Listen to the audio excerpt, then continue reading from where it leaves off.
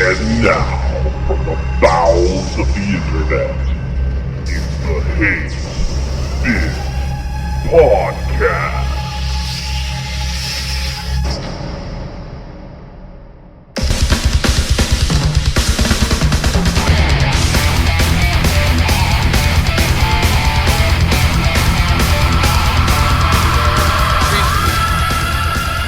Podcast Season 2, Episode 7 is on the air. I am Yellkaos. Thank you for joining us. Joining me, as always, the labia lacerator, Alpha Omega Sin.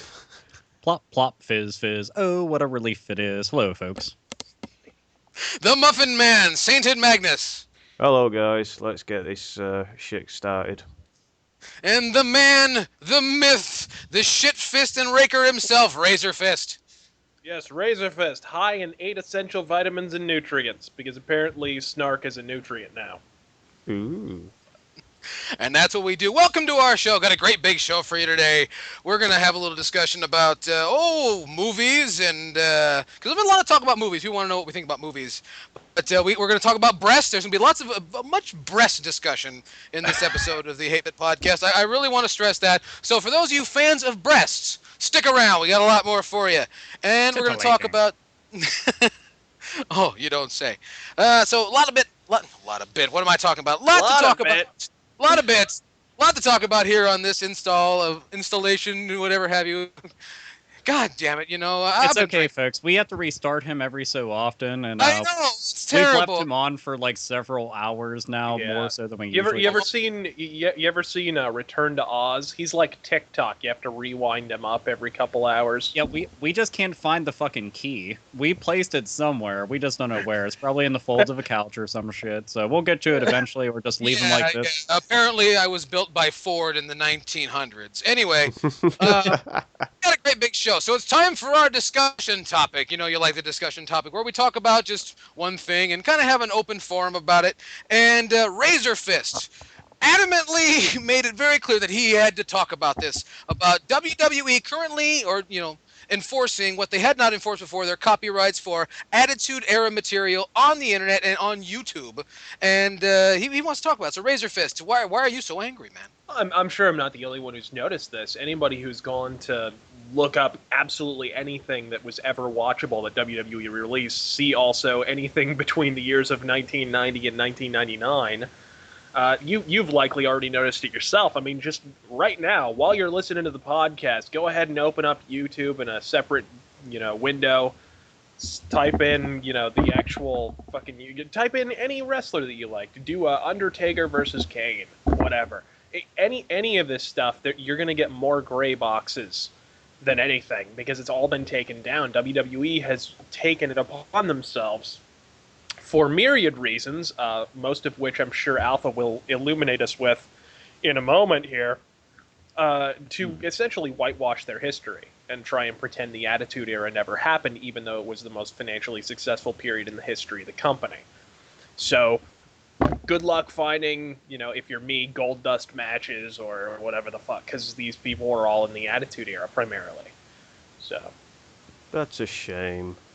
it is. Oh, no, it is a shame, because the thing is, considering how much of that stuff is basically the pinnacle of WWE to a lot of people, or I'm sorry, WWF, for everybody that was actually around during that era and watching. The thing is, they're trying to do away with all this because of one stupid fucking inflamed cunt, and that's Linda McMahon.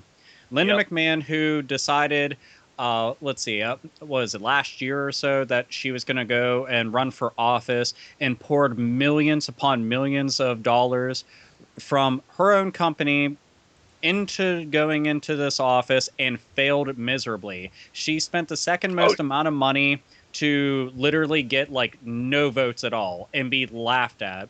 Oh yeah, and she went down because that broad went down in flames. But it was a Hindenburg. But yeah, continue. Sorry. It just in general, it's a fucking joke that she even attempted it to begin with. You should just stick to what you do and just keep doing that. And the thing is, now she's going for a second attempt. And why is all the Attitude Era stuff going to go away? Because that's tarnishing their image. Keep the stuff around from the 80s, all the stuff from the 90s. Oh, a little too risque, a little that was pushing boundaries a bit too far. And that's when they were getting negative publicity, but let's be realistic. That negative publicity made them something, put them on the fucking map, and was putting asses in seats faster than they could ever fucking imagine. They were selling out arenas on days where their entire fucking lineup of matches look like absolute dog shit. And here you are watching it, basically they're going to act like all that shit didn't happen, and they're only going to keep around tidbits of things, and all the stuff that they do decide to re-release on DVD is going to be highly edited everywhere. I'm talking about crowd reactions, the stuff that they say, and just overall, it's going to fucking suck big donkey dick, as RazorFist has already fucking mentioned. So it's a particularly brilliant move because I think it's misdirected as well. Because let's really think about this for a moment. What is worse? Okay, Linda McMahon having been associated with a company that at one time was borderline risque. Let's be real here. On television, it never really got any worse than like PG-13 level. You know what I mean? Oh yeah. It was never too ridiculous. On pay-per-view, it occasionally lapsed over into R. But that was fairly occasionally. It wasn't even every pay-per-view. It was just some, right? Is that worse, or is it worse when in the early 90s, when the product was relatively kid-friendly and the steroid trials were going on, and Linda McMahon was caught red-handed sending out memos to all the wrestlers telling them to get clean? That is much more damaging, but instead of focusing on that, which her opponents could legitimately use against her, I mean, she is caught dead to rights, her handwriting on a piece of paper saying, "You're on steroids, get off them." Is that worse, or is it just being associated with a product that isn't quote-unquote family-friendly? I mean, most of the Attitude Era really is PG. It's true. I mean, look at this. They've been trying to fucking like dabble in Hollywood for years. They've been trying to be taken seriously by every form of media out there, by newspapers, by magazines, by talk shows. Like they want to be taken seriously by the entire world, but at the end of the day, it's a bunch of overgrown, muscly men in the middle of a soap opera just wrestling around and jumping off of shit, and it really is like laughable to some fucking people. And no matter how squeaky clean you get that image, it's still going to be what it is at the end of the day. Whether or not you're going to have somebody going and saying fuck, ass, shit, piss, cunt, dick, whatever, okay? Take all the foul language out. Okay, now you want to take all the chicks and cover them up just a tad bit more than they were before. It's not going to make much of a fucking difference because it's still what it is at the end of the day. Yeah, and it's... Their present product, flat out, is not interesting enough to warrant people taking any kind of... I mean, look at the ratings right now. I think they dropped below a 3 on the last episode. They added an extra hour onto their show, and they are bleeding viewers. And they deserve it, because they shouldn't have added a third hour on. They could barely write 2 hours. They couldn't write 2 hours. If they had a 1-hour show, they would be struggling to find things to do. Oh, dude, one of the worst things was they have product placement in the middle of the show now. They've actually had a person come up with a Subway sandwich and offer it to the fucking announcers. And I was just like, bravo, you've officially made me throw up in my mouth. Yay. Oh, that wouldn't be the first time, if you remember Bob Sparkplug Holly, plugging the Stridex NASCAR in the middle of the beginning of the Attitude Era. So that's there's nothing new there. I think the McMahons maybe see the writing on the wall, and they see where their product, their bread and butter, where it's going. And I think maybe they're trying to get into a new family business, politics. Yeah, but here's the thing: they're hitching their horse to a different wagon. You do have a point. They did something pretty fucked up recently, though. There was this one dude. I can't remember his name for the life of me, but he was the manager of this one new tag team. I don't remember their name either. Because Abraham Washington. Thank you, yes. That dude got fucking axed from the company, and this started a big fucking uproar backstage. And keep in mind, this isn't some shit that happens on camera. This is like real life what's going on backstage politics. This dude got the axe for on his own personal Twitter, okay? His own personal Twitter. He went on there and he had applauded what Linda McMahon was doing in politics. Well, even though that is like the main thing that she's striving for, well, him saying that, you can't connect the two. You can't bring it up. You can't talk about it. You can't mention it. You can't give any single fucking iota of information that you were even remotely interested in politics, let alone the ones that she is already in. And he said something positive about it. They fired the motherfucker on the spot. From doing that, it was nothing but a domino effect of pissing off people. And a lot of people are thinking about just walking out on the company because of things like this. And that, again, is just, all this risk really worth it? Is the payoff really going to be worth it if you get your little fucking little politics spot and everything? Yeah. Is it worth it? I think the better question here is why? Because, this is not this. Usually, when politicians try and hide things, when they're moving on to, new offices and whatever, they've usually got, skeletons in the closet. Meanwhile, the McMahons have been doing dirty laundry out in public for 25 plus years. Yeah. So that's, absolutely. This is absolutely nothing more than an uphill battle. This is, this has very little to do. It's too late for damage control. It is too late to try and rewrite history and pretend that all this stuff didn't happen. So I just feel that this is, they're kicking a dead horse. Yep. It doesn't seem particularly advantageous. And now you're outright, you are inciting your audience. You are literally spitting in their faces. Because now it's like, okay, the only thing that I do care about, you're pretending it doesn't exist at all. Yeah, it's like, okay, on top do of you that, really they're trying think... to get rid of it. Yeah, and I'm sure somewhere in the back of their minds they think, well, if they can't watch the old stuff, they'll go ahead and watch the new stuff. But I'm like, I don't think they understand how exquisitely fucked their product is right now. Wait a minute, wasn't that GameStop's model?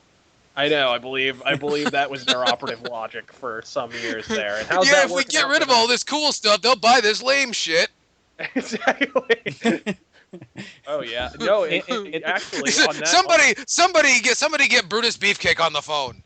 Actually, on that front, my my editor, who still works at GameStop, was telling me that like a week or two ago, the manager of his store was telling him to get anything under $5 out of the store. Anything under $5 out of the store. And that means PS2, early 360 games, early PS3 games, anything like that. It's kind of the same idea, Good times. Remove as in destroy them.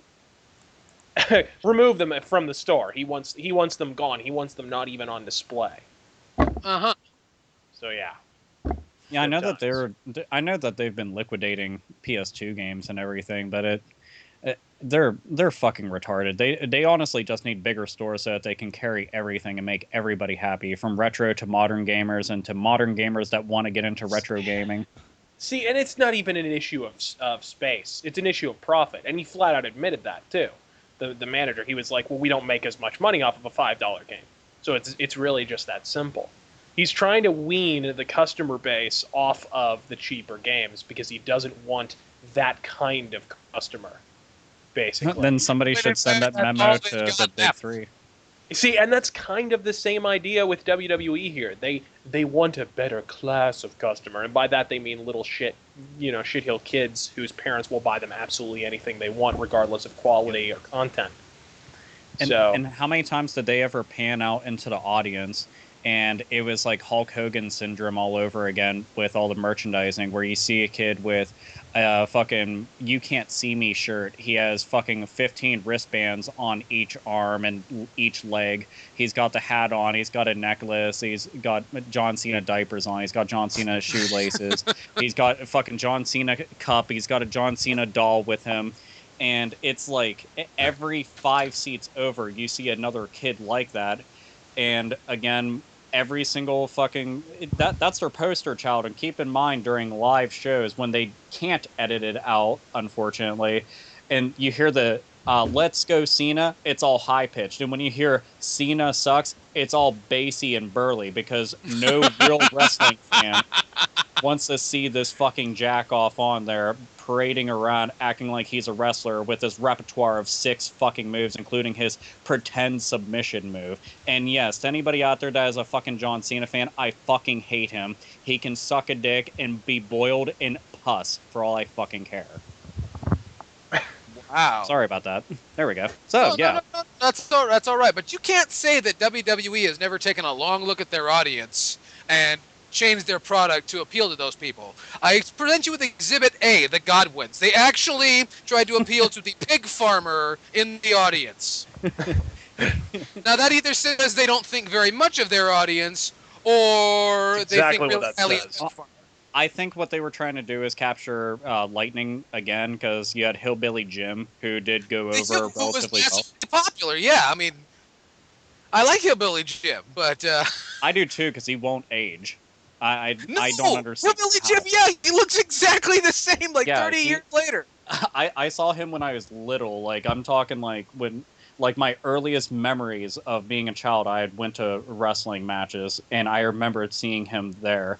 And then I saw, I'm 28 now, and I see him. I'm like, how the fuck do you look the same? Like, getting Yeah. frozen in carbonite or something? Like, does this Well, happen you know what? every You so know, like often? the way he like puffs out his chest and puts his hands on his hips and does that, skidoo thing. He's a living cartoon, and he knows it. And at that age, that's just beautiful. And the thing is, he's still just as built. It's fucking eerie, Yeah. man. Like, Yeah, he's not he's out of shape. gotta It's be, like, like, how do you do 60s. that, man? Yeah, he's got to be like in his late 50s, early 60s. But back on point, if you can, go onto YouTube and download all the fucking wrestling YouTube videos of the Attitude Era while you can. Yeah. And Oh, if you want to piss them off, make tons of fucking sheep accounts and keep uploading them. And in the info section, be like, take this down, fuckers. You know? What's amazing is it is clear and it is absolutely 100% transparent exactly what they're trying to accomplish here. Their goal here is not to combat piracy or any of Fuck this. no. Okay, you have to understand that right off the bat. That is not the goal here, because number one, they make tons of money off DVD sales, and number two, while they're taking down entire Attitude Era match, just little matches, and we're talking everything. We're talking shotgun Saturday night matches and jacked and like lame stuff that was on B and C shows back in the late 90s. While they're taking those down, you can watch full WCW pay-per-views on YouTube, and they haven't bothered to take them down at all, even though they own the rights to them. So it's really a question of, is it Attitude Era? Okay, kill it. Well, see, here's the thing. The main transparent. reason, if the main reason why they're just going after the Attitude Era stuff is because of the brand recognition. WCW, they didn't own that stuff back then, even though they've acquired it through a buyout. The same thing with the ECW stuff. ECW went 10 times further than the Attitude Era stuff did. But the thing is, they've left all that as it is, and it's all fine. The only thing that they ever altered on any of it ever since, like, re-uploading the stuff and, putting on DVDs and shit, is they've altered the music because ECW didn't have licensed music. They just used whatever the fuck they wanted. But other than that, they've left everything in. They just want to go after all the WWF stuff because that's them, even though they're WWE now, but same exact thing. They just want to clean up their own fucking mess, because that stuff showed up on, Monday Night Raw, Raw's War, the War Zone, and all that shit. And it showed up on SmackDown and da-da-da-da-da. So they're trying to clean up their own fucking shit-filled mess, which they shouldn't, because we all like that shit-filled mess. And they aren't supplying us with that same shit-filled mess, so we need some kind of way to get a hold of it.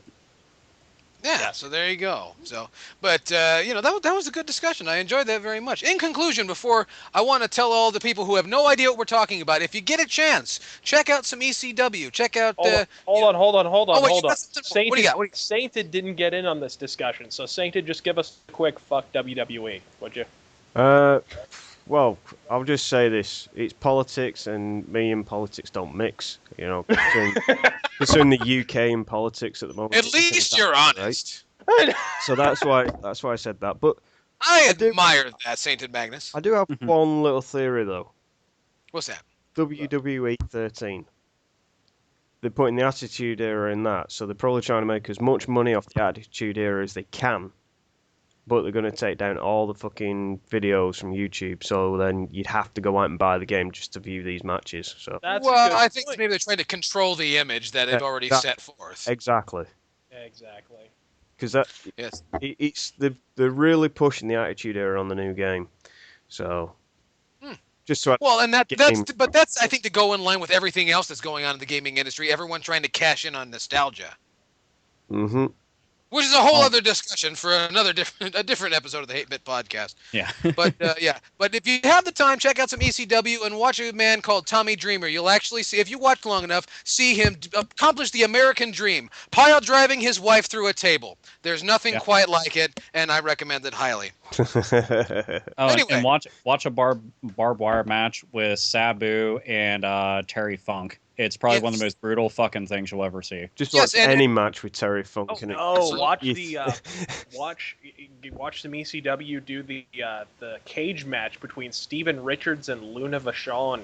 Oh, awesome. Yeah, that one actually was. See, I always have the fucking barbed wire match in my head because they had close-ups on like his skin getting ripped open. You actually saw like exposed muscle on him, and he had to fucking tape up his arm in mid-match. And Terry Funk looked like a goddamn waterfall, man. Like it was to the point like people I was hanging out with were like, I can't watch this. They actually felt bad because his head was just gushing. I was like, I have a great stomach. I could eat and watch this stuff, but I was like, wow, that is all sorts of fucked. But here, go ahead. So the fucking cage match, continue. Yes.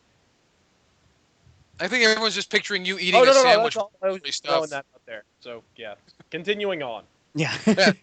Continuing on, we do have a podcast that we're supposed to be. We do have a podcast, but also we want to remind our listeners, don't forget that if you get the chance, pile drive your wife through a table. It's lots of fun. I do it every Sunday. Anyway, but you know what? It's time for the Hate-Bit CuntBag. We got letters, and it's brought to us this week by Yellkaos Viking helmets for those mornings when you're feeling horny. We got mail come to us from all other angles. We got coming to at gmail.com. Drop us a line at hatebitpodcast@gmail.com. But this first piece comes to us at our YouTube inbox. You can drop us a line at YouTube if you feel like it. However you feel, questions, comments, concerns, anything like that, please let us know. We'll be happy to oblige you. This one comes from a common content provider, Lupasolo, and he says, "Whatever happened to pack-in games?" Oh, this sounds like fun. He says, "Greeting, Lords of Loathing." Greetings. Yeah.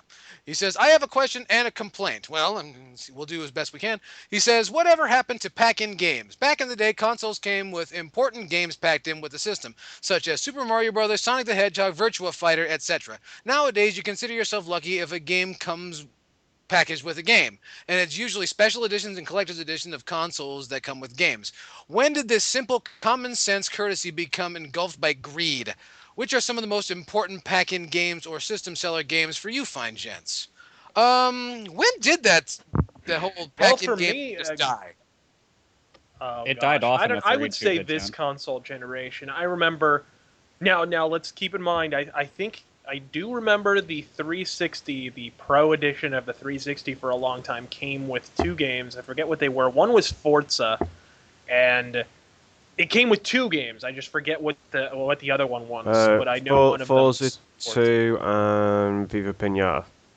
Yes, exactly. Okay, and I think there were a couple variations of that as well, but that didn't last long, and they haven't done that for a long time. So I don't know. I think they just veered away from that. It seemed like when the economy started to go south, that's when they started to veer away from it, around 2007, 2008. Yeah. So I don't know. What's the last one you can remember? I do remember Metal Gear Solid 4 for the PS3. Yeah, that had a packing. That was a packing. Yeah, but the thing is, those are collector's editions. Like these are all limited. They're all collector's editions and things like that. I mean, we're talking about standardized consoles. No. The 360 wasn't a collector's edition. It came with two games, and I think the PS3 that was just when they released the Slim. Or not the Slim, but the 80 gig version or whatever it was. But I was going to say no, that one is limited. That's the matte black finish PS3. No, it was a gunmetal grey. Was it? PS3. Okay. Well, that one is actually limited. The 360 though that you're mentioning, no, that one isn't limited. See, the thing is, I keep on thinking about like the Sega Genesis, / Mega Drive core system that came like with Sonic 1 or it came with Sonic 2, and then I think of naturally the Nintendo Entertainment System, which came with Super Mario Bros. / Duck Hunt, which is the most famous of all of them. And then Super Mario World came with the Super Nintendo, and then you could get Super Mario All-Stars for free just with a mail-in rebate. All that stuff comes to mind off the top of my head.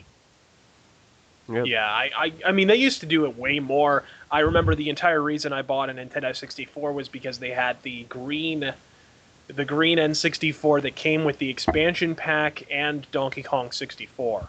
Hell yeah. Yes. So that was I went with that, and there were a lot of good pack-ins. I remember there was a special Perfect Dark console that was purple and see-through, and the fucking there were a number of them. I can't think of them all off the top of my head, but they were all pretty fucking cool. And I think it's kind of gone by the wayside because of the economy, likely inflation or whatever. But they're trying to keep their overheads low, also. Well, one I didn't think about, which honestly really sold the system, and we've actually mentioned, all of us have mentioned this at least at one point. I know many of our listeners have at least thought about this. Wii Sports. Mm. Wii Sports course. is arguably the main reason why many non-gamers were picking up the Nintendo Wii console. No software needed because it came with that pack-in game and was enough to fucking, you know. And if you wanted a second controller, which everyone did, they were smart enough, and this was an incredibly shrewd move on Nintendo's part. They were smart enough to package the new controller with Wii Play. Oh yeah. So that was another bundle. They got you with two, mini game collections basically, and a controller. And it took like no fucking effort to make this stuff. Like whatsoever. None. Those games are all like demos, really. Yeah. But it was a good. Well, that was the entire idea, and it worked out. Oh yeah, it worked out incredibly, and I won't ever argue. Like when I first got my hands on the things, I had a lot of fun, but over time that fun wears off pretty fucking fast. But, sure, but I mean, it's just like once it's one of those things like a tutorial how to ride without training wheels. Once you get it, it's like, all right, well, there was that. Yep. There's another pack, and I just thought of off the top of my head. The regular Xbox came with some Sega goodness. It came with Sega GT 2000 and was it 2000, 2002? And then Jet Set Radio Future. It came with those, and I thought that was an amazing little bundle right there because those are both really good games. So. Yeah, but the PS3, the new one, that's coming with a pack-in. It's coming with Uncharted 3 Game of the Year edition, and that Dust 514. The thing is, that's I'm true. thinking, like, did the PS1 ever get Crash Bandicoot packed in with it? I'm pretty sure it did. Yeah. See, At I least can't at one remember point off the or top another. of my head. I just remembered, like, just the PlayStation. Then I remember the PS1, but I can't remember if there was any fucking pack-in deals with it. Cause I already There had to the have been system. one for Christmas at one point. If Crash Bandicoot was in as many goddamn commercials almost getting run over by dirt bikes, there had to be something. Yeah. He was the PlayStation guy for a time there. You know what, though? I mean, even, like, since this is brought up, it does make me think, like, if a lot of consoles, like, here, we'll use this as an example. The Nintendo Wii U, which is coming out very, very soon. Let's say the new Super Mario Brothers 2, which is coming out for, say that was a pack-in title by default, that would fucking sell it like hotcakes. Like a lot faster for people because they'd be like, wow, I'm getting a Super Mario game, with it for free, even though you're paying for it. It's not really free, but that's the mindset a lot of us will have. Like, well, that's normally like a $60 game. Cool. I have a feeling we obviously haven't had this confirmed or anything, but I think we're all of the mind that it sounds like they're taking a loss on the console already. Like, it sounds like the controller was. I'm guessing it was the controller's probably really expensive to make. So I doubt we're going to see many bundles or anything like that with games or whatever, because it's just they're already taking such a hit. Mm-hmm. I mean, it kind of sucks, but I mean, I do really like when they have bundles, especially very, very good ones. And I don't want just like limited ones. I want ones that stay around for years and years, and it's something like it's synonymous with that console. Like, when we think about going and getting a Sega Genesis, all of us automatically have images popping up of we were already popping in Sonic the Hedgehog. That's fucking awesome. And when we had a Nintendo system, we had Mario. And I just wish that they would do stuff like that more often because that helps sell the hardware. Same thing with handhelds. Do that, you're fucking selling shit like hotcakes. And I don't know, just for whatever reason, they just don't. Whether it's greed or just blatant stupidity or what the fuck ever. Yep. So in other next- words, there is no easy answer. Not particularly. It makes you sad, doesn't it? Mm-hmm. Kinda, yeah. It makes my wallet sad too. Yeah, I know. I miss the days when you could It's a just go shame. out and buy a console and you have a game there straight away. Instead, you have to plan to purchase 2 or 3 games just to actually enjoy the system when you buy it. Well, I can Yeah. remember. I can remember years ago when my uncle bought the TurboGrafx 16 way back when, and it didn't come with a game, and I said that just looks wrong. I don't know. Yeah, well, and I remember when I got my Super Nintendo. I'm opening it and I'm expecting to get a game because it's got pictures of games on the package and like I'm like, oh yeah, I'm gonna have a game, whatever. Nothing. And luckily my parents had the foresight to pick me up X-Men Mutant Apocalypse, which is a pretty good Capcom game, but that otherwise I would have been up shit's creek, you know. that would have been great if your parents had just like, but where's the game? You don't get a game. It's for your birthday. Fuck you. I know. I hope your parents don't talk to you like that, but you get what Dude, I mean. I know people whose parents did that too. Your father and I never wanted you anyway. I know. It's You like were an it's like accident. getting- I was drunk. I know. It's like packaging. You're not It's supposed like to tell the packing child. your packing your kid's lunch with one of those pre-made sandwiches. Like, what better way to say "mommy doesn't love you"? Mommy didn't have a minute and a half out of her day. Or better yet, no, just one slice of bread that's kind of stale with some cheese that's still wrapped. Dude, wait, here. Here's one. You know the prepackaged peanut butter and jelly sandwiches? Oh. That right there just shows you will never give a shit about that child, even once. It goes to show mommy loves Costco more than she loves you. Mommy What? loves this jar of pills more than you. Now go to and That's give her very some sexy. time alone with the pills. More Dexter- contact. More, I say. More. Anyway, phew, but yeah, this We miss packing games. End of story. we do Yeah. miss packing games, and there should be more. But until then, we're just gonna have to sit and wait. You know, it'll get better. It has to. We miss packing games and we miss good school lunches. That's We what you're do. learning from the Hate-Bit podcast right now. Yeah, Absolutely. you don't. You cannot skimp on the pudding cup. Okay, you can't. Yeah. I got to have the pudding cup. Or were you a fan of the fruit cup? I hate the fruit cup. I hate the fruit cup too, but the pudding cup, you know, I like snack pack. Anyway, you know, you'll never believe this, but we got more mail. are the raw pizza Lunchables? Remember that? Dude, those are still fucking awesome to eat. They sure are. Even though the fucking what do you call it? The crust is basically just a piece of cardboard. It's just a cracker. It's a big cracker. It's a cracker they forgot to bake. I was gonna say yeah, it's like a soft cracker, like a Ritz that was sitting in water for too long, and then they were like, all right, let it dry out a little bit. Okay, now give them some cheese and a pepperoni and maybe like a of sauce. Yeah, so yeah, that's a pizza. That's not pizza. That's a cry for help. I don't know what I'm doing, but I think it's pizza. I think I'm supposed to chew it. We got more mail here coming to us at hatebitpodcast@gmail.com. Comes from, another common contributor, Will Gates. And Will Gates says, first off, thanks for answering my question in Season 1. Apparently he asked this question about Pantera. I don't recall, but he goes on to say, I enjoy hearing you guys talk about music since we all share some common interests. So here's another music question. If you could bring back any artist from the dead, who would it be? I'll go ahead and guess Alpha and Mr. Fister's choices. Alpha would choose Dimebag Darrell, and RazorFist would choose Quarthon. And Oh wait, what- I have one more I can add to that. In all seriousness, it would actually be a hard debate, but Chuck Schuldiner.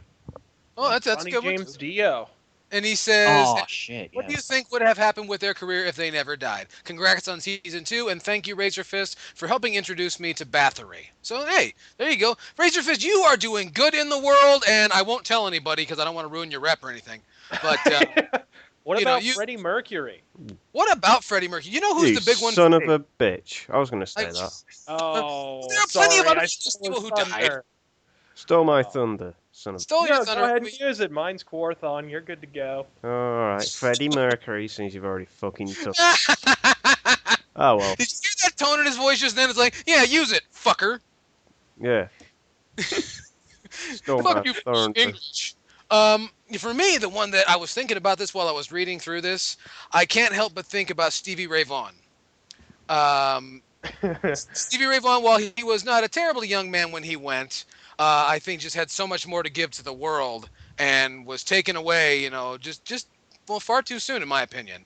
And Not a terrible guy, just terrible behind the wheel of a helicopter. That's part. Well, he wasn't flying the helicopter. Are you going to blame Richie Valens too? Yes. Okay. Damn Richie Valens for being teenaged and handsome. That's why that goddamn fucking airplane crashed. And Randy Rhoads was to blame for his. Yeah, exactly. I mean, you could hear the Big Bopper saying "Goodbye, baby." But I don't know. Shouldn't it be "Mama, I'm coming home"? Sorry. Hey, that was too soon. RazorFist, was it really Quorthon that you think this should not be dead? Yeah, I'd say Quorthon. I hesitate to think. I can't really think of anybody else. Maybe. Oh, come on, man. Euronymous from Mayhem. You know how amazing he was. This is true. Euronymous, man, I would. That's the big tragedy of that situation. Instead of 5 more awesome Mayhem albums that were written by Euronymous with his fucking guitar riffs, we got 5 more pretentious pseudo-Viking metal Varg just hipster fests. Well, that's what I can't believe. What a nice little trade-off.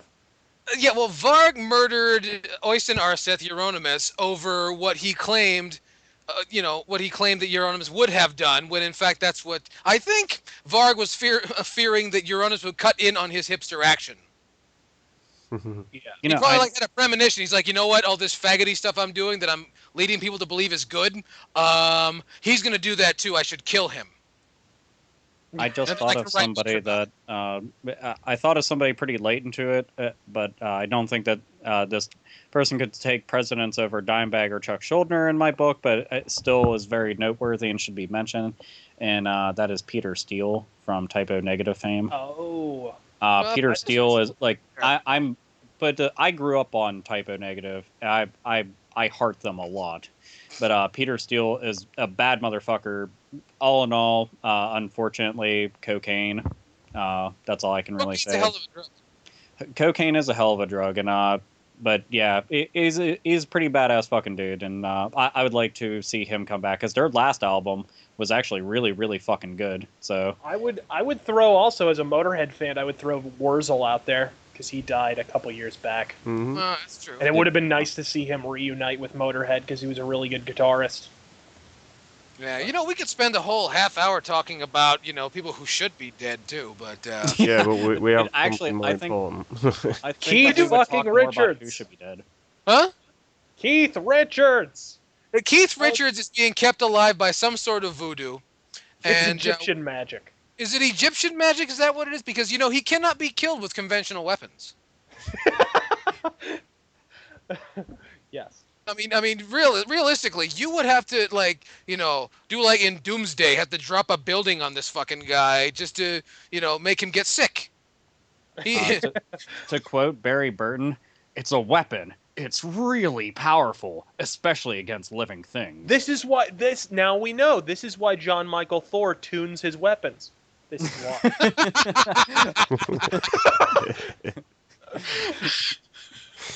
Oh, God. And if anybody out there is wondering, for the love of fucking God, go to RazorFist channel, and you have to check out his review. Seriously, Rock and Roll Nightmare.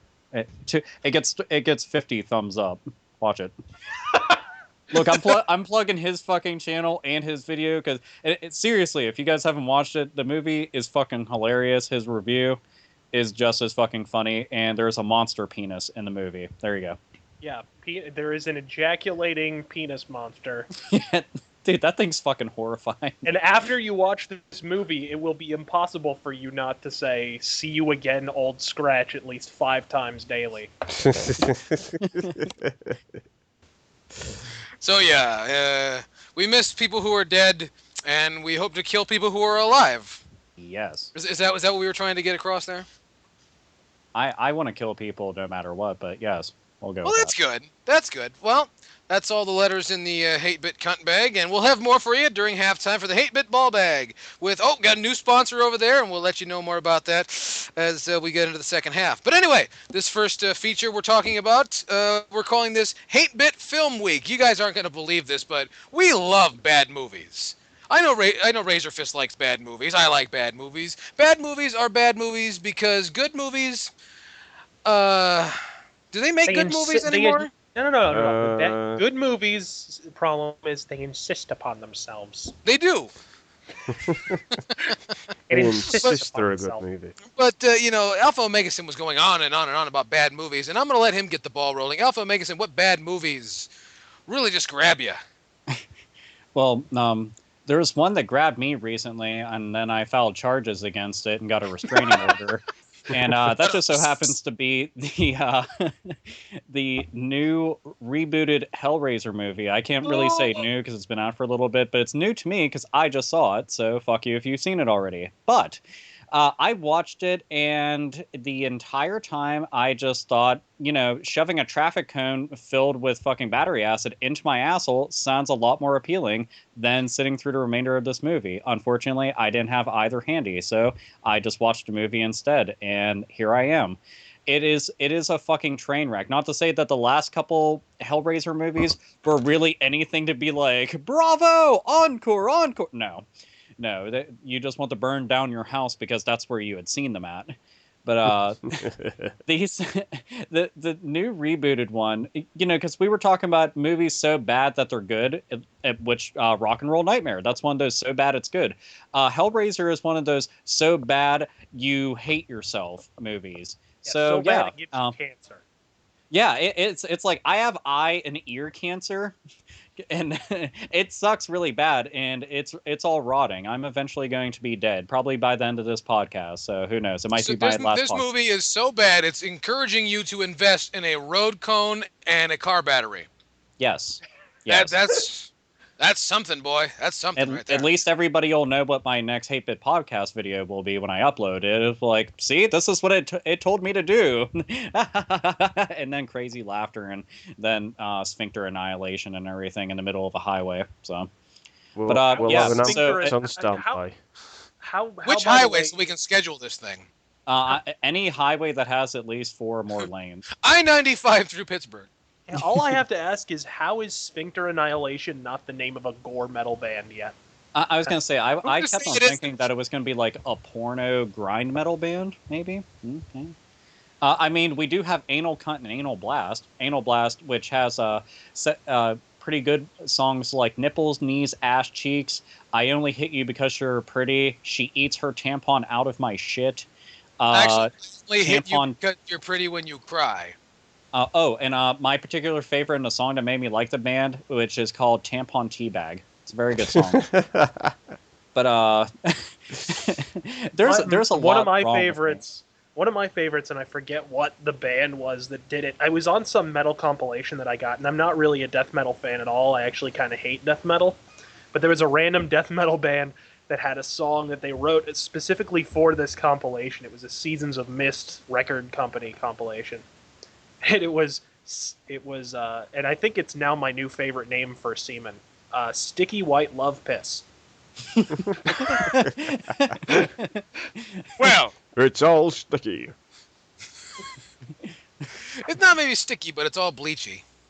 That's just me trying to class up the joint. Don't worry. well, you know, Absolutely. Because well, here's the thing: no matter what, Semen jokes always class up a place. Well, look. Yellkaos was like, "Let's have Alpha get the ball rolling." Obviously, we already know that class is going completely out the window on fire, and it's just going to burn up the entire neighborhood. So, but okay. So since I talked about a bad movie, somebody talk about a good bad movie. Anyone, please? Please. Good bad movie, meaning so bad it's good, or so Yes. So bad that it's good. so bad that it's good. There's so many movies like The that. Gate. I was gonna go. Demons. Have any of you guys ever seen Demons? Demons. No. It's a Dario Argento zombie movie, right? And except for one thing, Accept is on the soundtrack. That's all I needed to hear. And It's from like '83, right? So they're supporting the Restless and Wild album.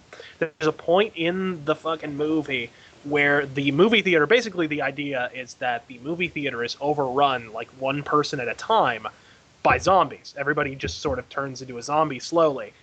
And then some dude crashes through the ceiling on a motorcycle, wielding a katana, while except fast as a shark blares, and he chops the heads off all the zombies and tries to kill them all and clear out the theater. It is the most badass, cheesy 80s movie moment of all time. No question. I think the 80s had a lot of cheesy moments, though, didn't it, if you remember? Oh, tons, but come on. Can you beat... He crashed through the ceiling on a motorcycle with a katana. Motorcycle. Ceiling. Motorcycle, katana, ceiling, theater. What about this is not registering as awesome? I don't know. That just makes me keep thinking of Machete, which also has over-the-top shit. That's just like... I mean, Yeah, he but jumped out of a that's fucking more window with funny. intestines. Yeah, but that's Robert Rodriguez trying to be cheesy. That's different. That's him making... See, it's different when you're making a conscious attempt to be cheesy. You want the ones that inadvertently are cheesy. Exactly. You can tell Robert Rodriguez really pats himself on the back like Bob Backlund all the time. Like, yeah, you did good right there just then. He does. If Bob Backlund is listening, he's gonna slap the chicken wing on you and start screaming bloody fucking murder. Pretty sure I think he's dead. Oh, No, he showed up somewhat recent on there.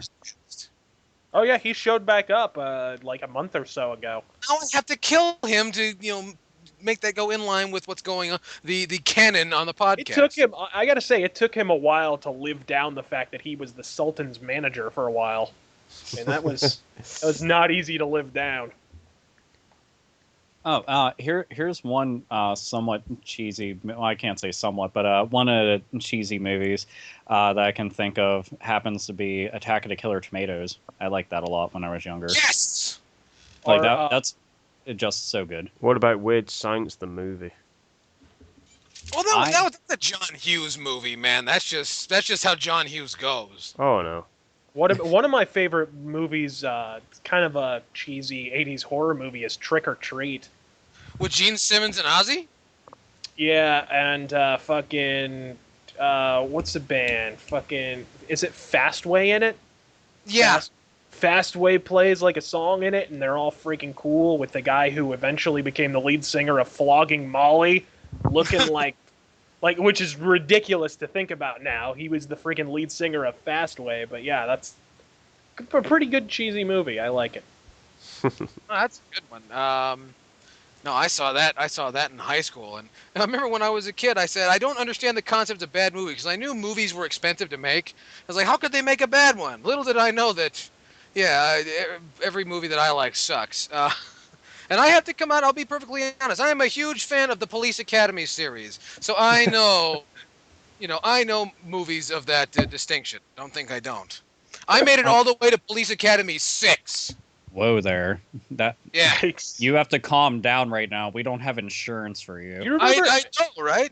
you remember in the 90s when they used to like play those on TV on like Saturdays? Yeah. All the time. It was like Saturday and Sunday were like Police Academy Day. They would just play them on TV. It's like I'm convinced that's what allowed for the Police Academy series. it's like James Bond at Christmas, because we get James Bond every Christmas. I think what was You it? get James Bond every Christmas? Over here, we get 24 Hours of a Christmas Story. That's Yeah, we get that. And then they're making the sequel to it because that's a good idea. You know what? I would like to announce the Hate-Bit boycott of this movie. Yeah. And The Hate-Bit I'm boycott. not That's going cool. to suggest that you guys light bags of dog shit on the stoops of the theaters, but if you do, then I applaud you. Oh, another one to add to the pile. No pun intended, but the dog shit little remark there. But was it Killer Clowns from Outer Space? That's another one. Killer Clowns was supposed to be cornball, like, that's sort of once again the tongue-in-cheek thing. But I like it a lot. Yeah, absolutely. I mean, they put people inside of cotton candy and drink their blood. And then That's just drank their blood. It was great. And then they made the one cop asshole who was Remember the old cop that wouldn't listen to them inside the police station? Fuck you! He would say. The one clown turns him into a ventriloquist puppet. Yeah. No, wait. I have to throw this out there. The Puppet Master series. Oh, that's a great one. Oh, Oh, I love yeah. Puppet Master. Especially Puppet. My favorite is Puppet Master 5. Puppet Master 3. But I can beat that. A friend of mine, we got really high one time and watched a knockoff of the Puppet Master called Dolls. Did you ever see that one? Oh, Dude, no. Dolls actually isn't horrible. No, I but it's actually not very liked it. good either.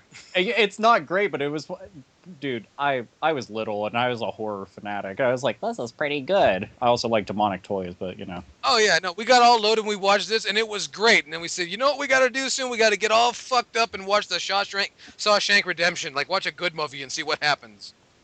We've yet to try that out. We're afraid, actually. Well, I was gonna say, speaking of little characters running around fucking mauling people, what about the Leprechaun movies?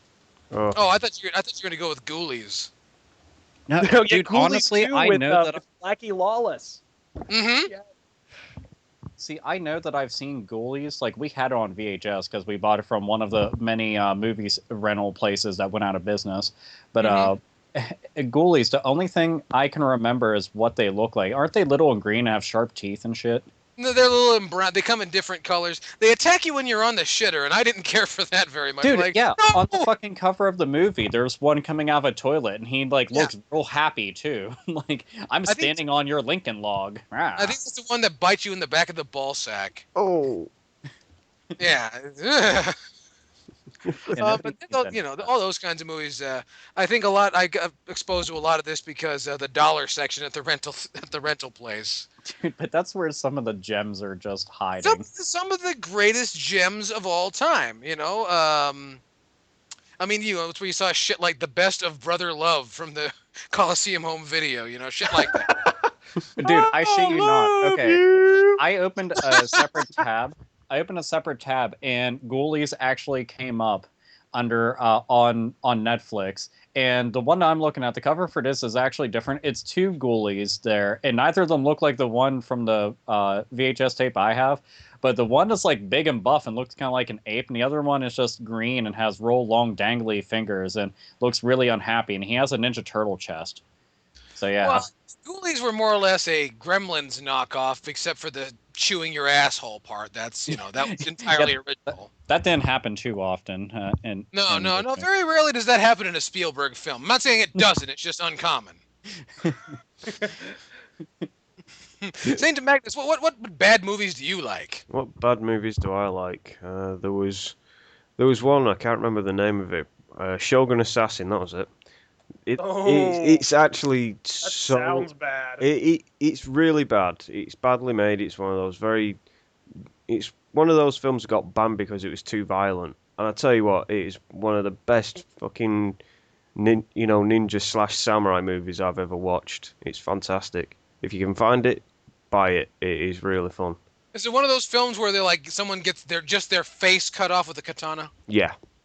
Oh, okay. Well, that sounds like something. That's What's what it I called like now? to hear. Samurai Assassins? No, Shogun Assassin. Shogun Assassins. Yeah. Check out Shogun Assassins. Oh, that's a good film. It's really bad, but it's fucking awesome. Whenever I think of like so bad it's good movies, like horror movies always come to mind, but there is a lot of like kung fu style movies that are like very high up on the list of it's so bad this is fucking awesome. Whether it's like there's a bunch of Bruce Lee movies just like that. Oh, you can put Bruce Lee in anything, and I'm automatically giving it like 5 out of 5 stars because I'm like, fuck yeah, Bruce Lee. Yeah, because they all give you exactly what you want. Woo! What about Brandon Lee, Showdown in Little Tokyo, right? Oh yeah, with the big dicks and Dolph Lundgren. Yeah. Yes, you have the right to be dead. Yay! I'm surprised we haven't thrown out anything including Steven Seagal or Chuck Norris. Oh man, that's a given. Invasion USA, Hard to Kill, Out for Justice. God, I'd have to throw out Deadly Ground. Stallone and Cobra, of course. Oh, go ahead. I don't up here. Go ahead.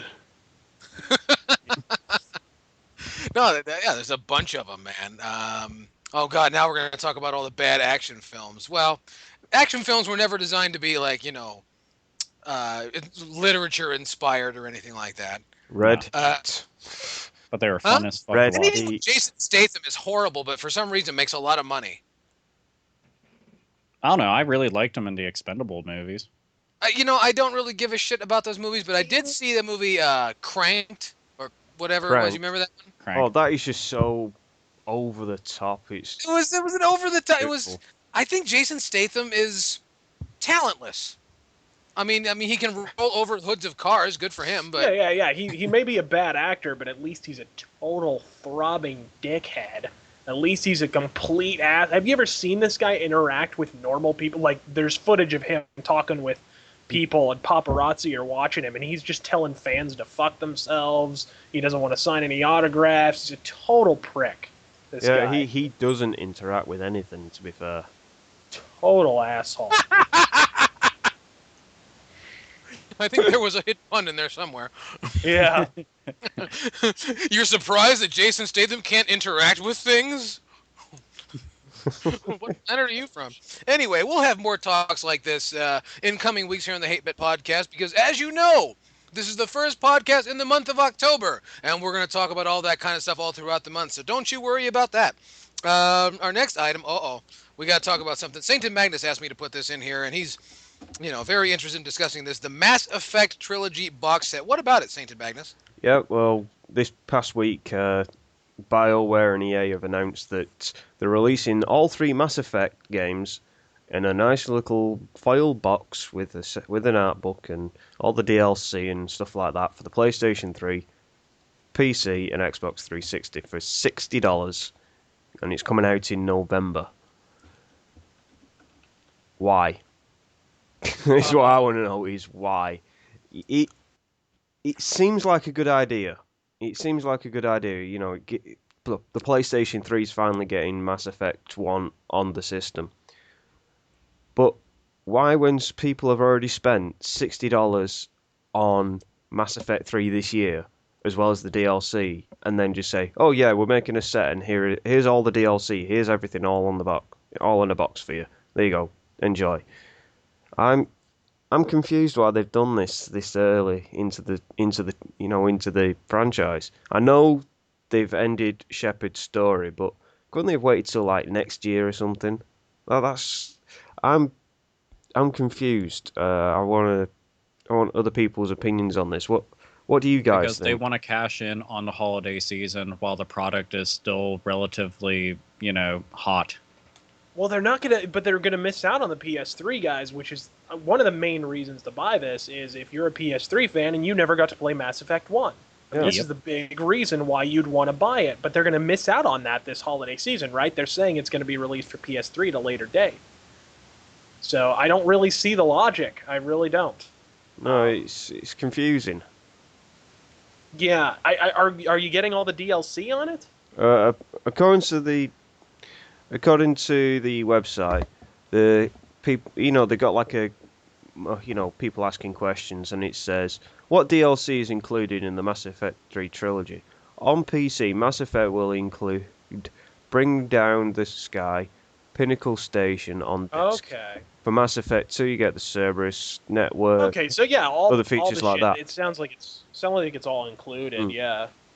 So I guess that makes sense. It's nice to finally have a Game of the Year edition with extra DLC, because I don't think I still think they haven't released that, if I'm not mistaken. I could be mistaken, but I think there's still DLC being released for Mass Effect 3, but I can't confirm it.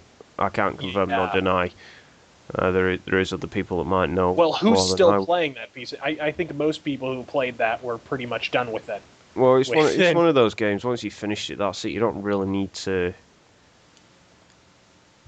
Yeah, You don't really need to play it. Yeah, which is a tragedy, because the first 2 games are the antithesis of that. I'm on my 20th playthrough of Mass Effect 1 and my 7th of Mass Effect 2. So it's like you can just play these games over and over again. They never play the same twice. That's the whole appeal. But Mass Effect 3 is so goddamn linear, But anyways, so Yeah. continuing on. What's your opinion on Alpha? I just really think that they're just trying to cash in while it's hot. I mean, that's literally my entire viewpoint on it. Like, what is the exact release date? Do they have one? 6th of November in the US. Not sure if we're going to have it in the UK yet, but it's looking like that following I mean, Friday. I to be do fair. think that it's. I think it's a bit too soon, but at the same point, looking at it like this is Electronic Arts we're talking about. They could really give a shit less if they're jumping into this early, because they're like, well, November, that's the holiday shopping season, and you know damn well any parent that's out there, like, my kid likes Mass Effect. Wow, this comes with all of them. I'll buy this one. You know, that's like an instant seller right there, and a bunch of easy money. And the only real good thing about it, it is nice that PS3 owners will finally get the entire trilogy. It just sucks if you already own 2 and 3, because, like, are they even making a separate Mass Effect 1 for anybody who already has the second and third one, or are they just fucking stuck wanting to have to get the entire lot? I think you have to get the entire lot, but I'm wondering if they're going to put... actually, there was a question here somebody asked, will the original Mass Effect be available as a standalone on the PlayStation 3? And this is yes, Mass Effect will be available as a standalone digital title on the PlayStation Network for $15. So That's not that bad, but still, there's lots of people out there who are like, yeah, I would like the actual game, though. You know, pressed and in my hand. yeah, That'd be super. I agree. I've got Mass Effect 1 and 2 on the Xbox, and I've not played Mass Effect 3 yet. And so this set actually does appeal to me in a way, because then I can have like a nice Mass Effect 1, 2, and 3 set and be done with them. And I've got all the DLC there. I don't need to fanny about downloading stuff. But It makes me wonder if they're going to be putting is this exclusive to the PS3? Because that's what I heard. no, it goes on the PS3, Xbox, and PC. Yeah. They need to go and toss this shit onto the Nintendo Wii U then, because the Wii didn't see any Mass Effect games at all, obviously, and it would be a really good launch title. They ought to just skip out on the entire Mass Effect 3 thing and just put the entire Mass Effect collection on there. It'd make a ton more sense. Yep. So Nintendo, are you listening? I don't know. Is Yellkaos listening? No, I'm just. Well, I don't really think that he. Hey, plays wait. Fuck you, man. Come on, let's be real here. If Nintendo were a porn set, you would happily be Shigeru Miyamoto's fluffer. Let's be real. No. I mean, if I was gonna fluff something, I'd fluff something worth fluffing. Yeah. Hello. Maybe That those pillows. was a xenophobic Japanese joke. Anyway. Oh. We're gonna Way to bring the podcast to a screeching halt, RazorFist. All about that fluffer talk, damn it! Oh gosh. Damn fluffer talk! How dare we? And I don't know. I really think that all the news articles we're coming across lately just seem to reflect that video game publishers think that everybody's mom is fucking stupid. Hmm. That'd be a hell of a thing. It's like EA, Electronic Arts. We think your mother's stupid. EA. It's in the game somewhere. Somewhere in there. Anyway, yeah. So good talk there. It's a confusing game. It's the fact it's a confusing pack, and it's either you're gonna buy it or you're not gonna buy it. It's what it comes down to. But it's unusual that they're releasing this sort of thing so early. I think really, if we really want to pin the tail on just one donkey, let's be real.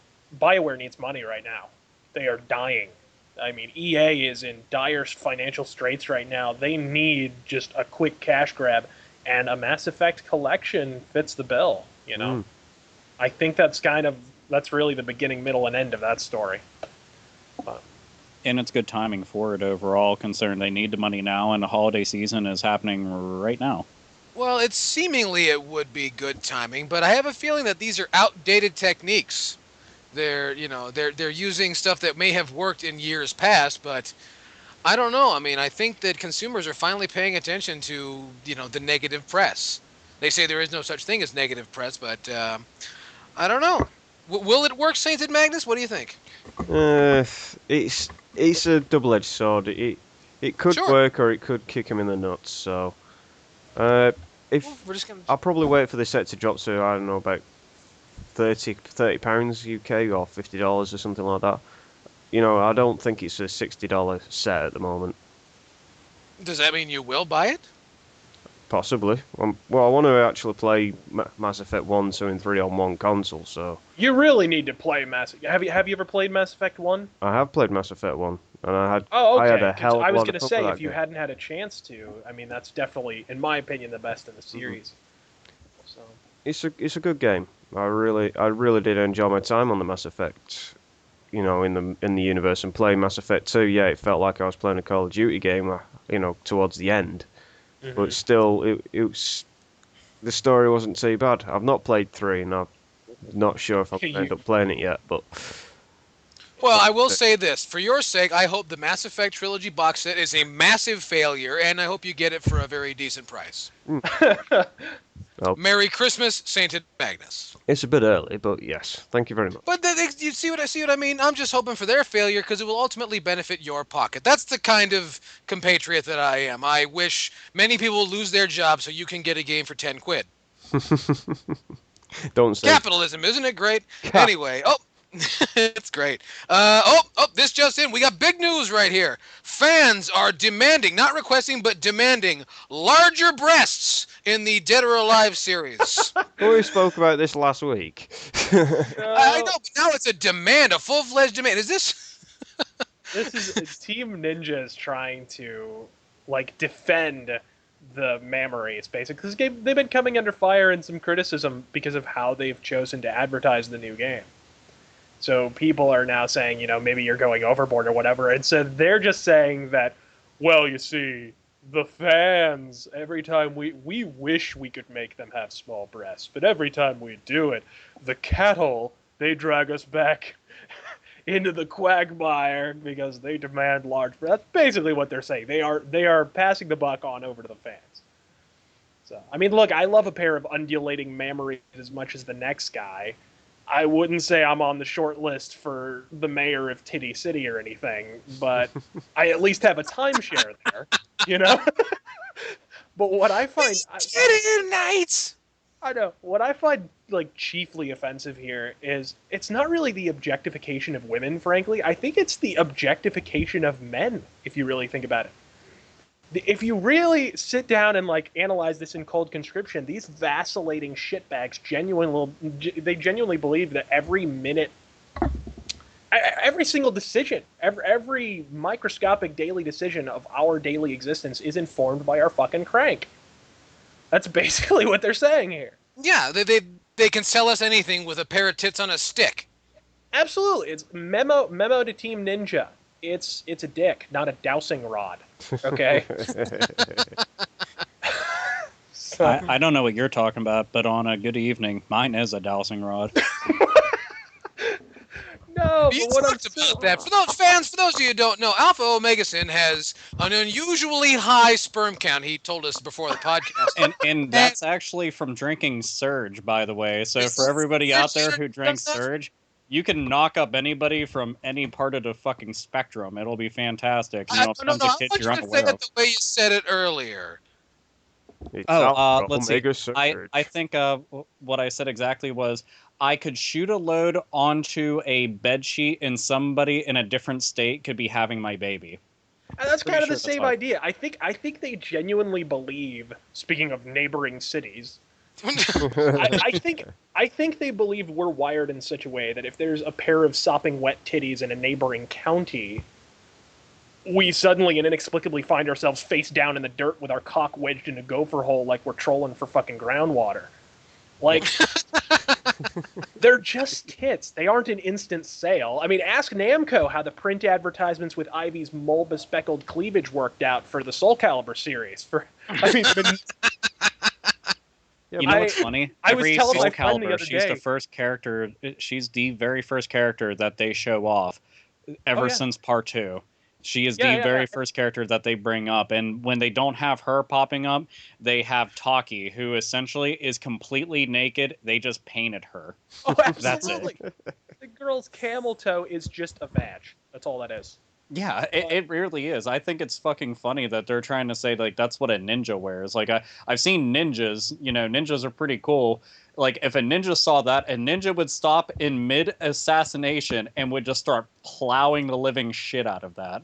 Oh. Okay, that's not what happens. You don't run around in that kind of garb. It does not work because you're nude. Get over it. I was telling my friend the other day, like, Soul Calibur 4, Menudo has more members than Soul Calibur 5 has sales.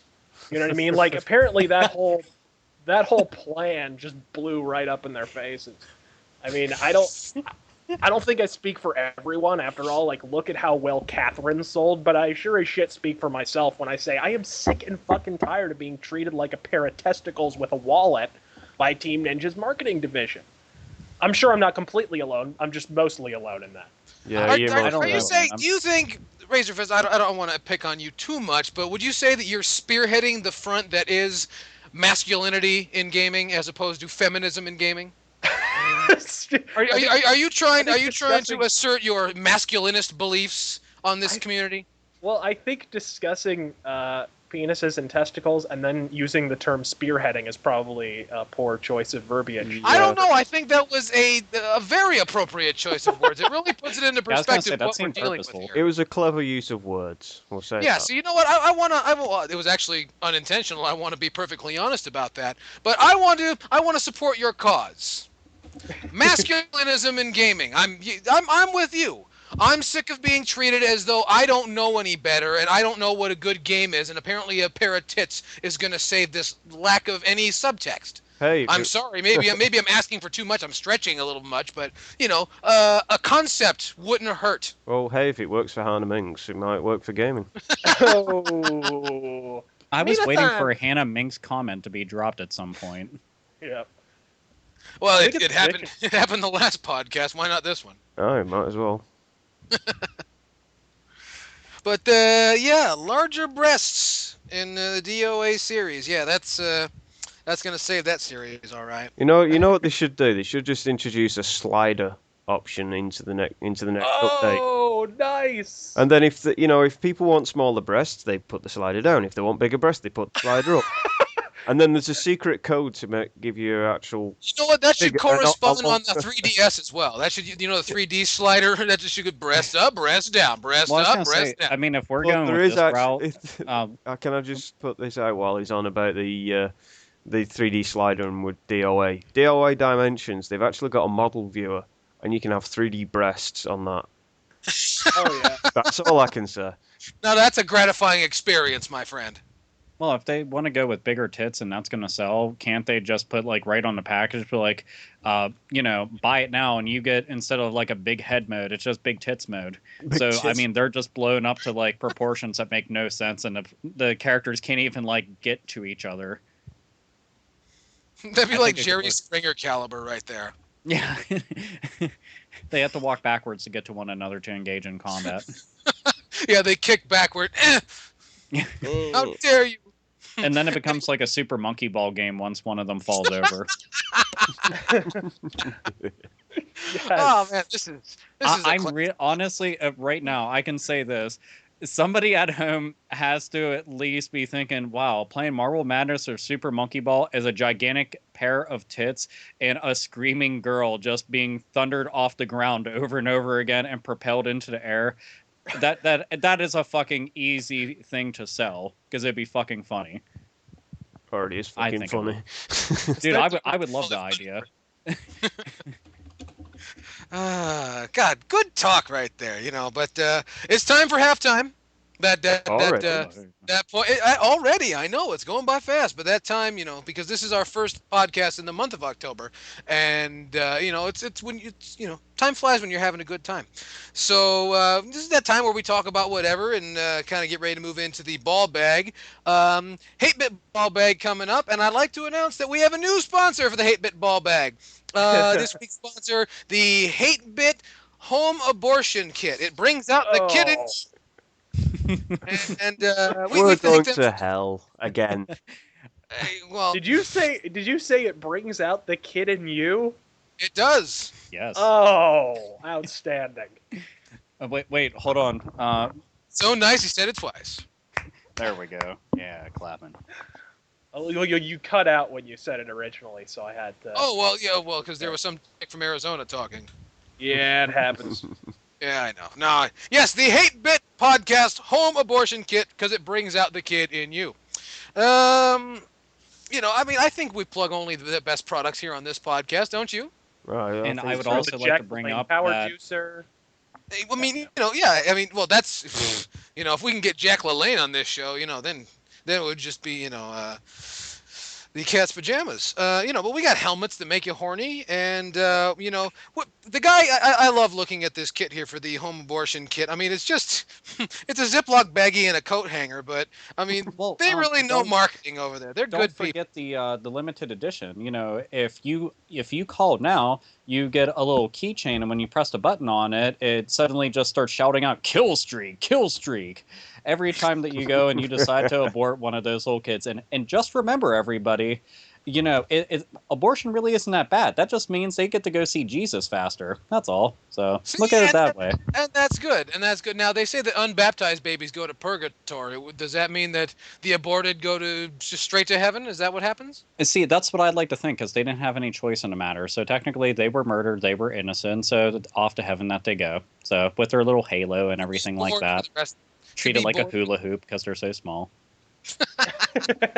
Yeah, that's good. That's good. And like I said, everybody, all class. All All class. class. Great, we're great people here.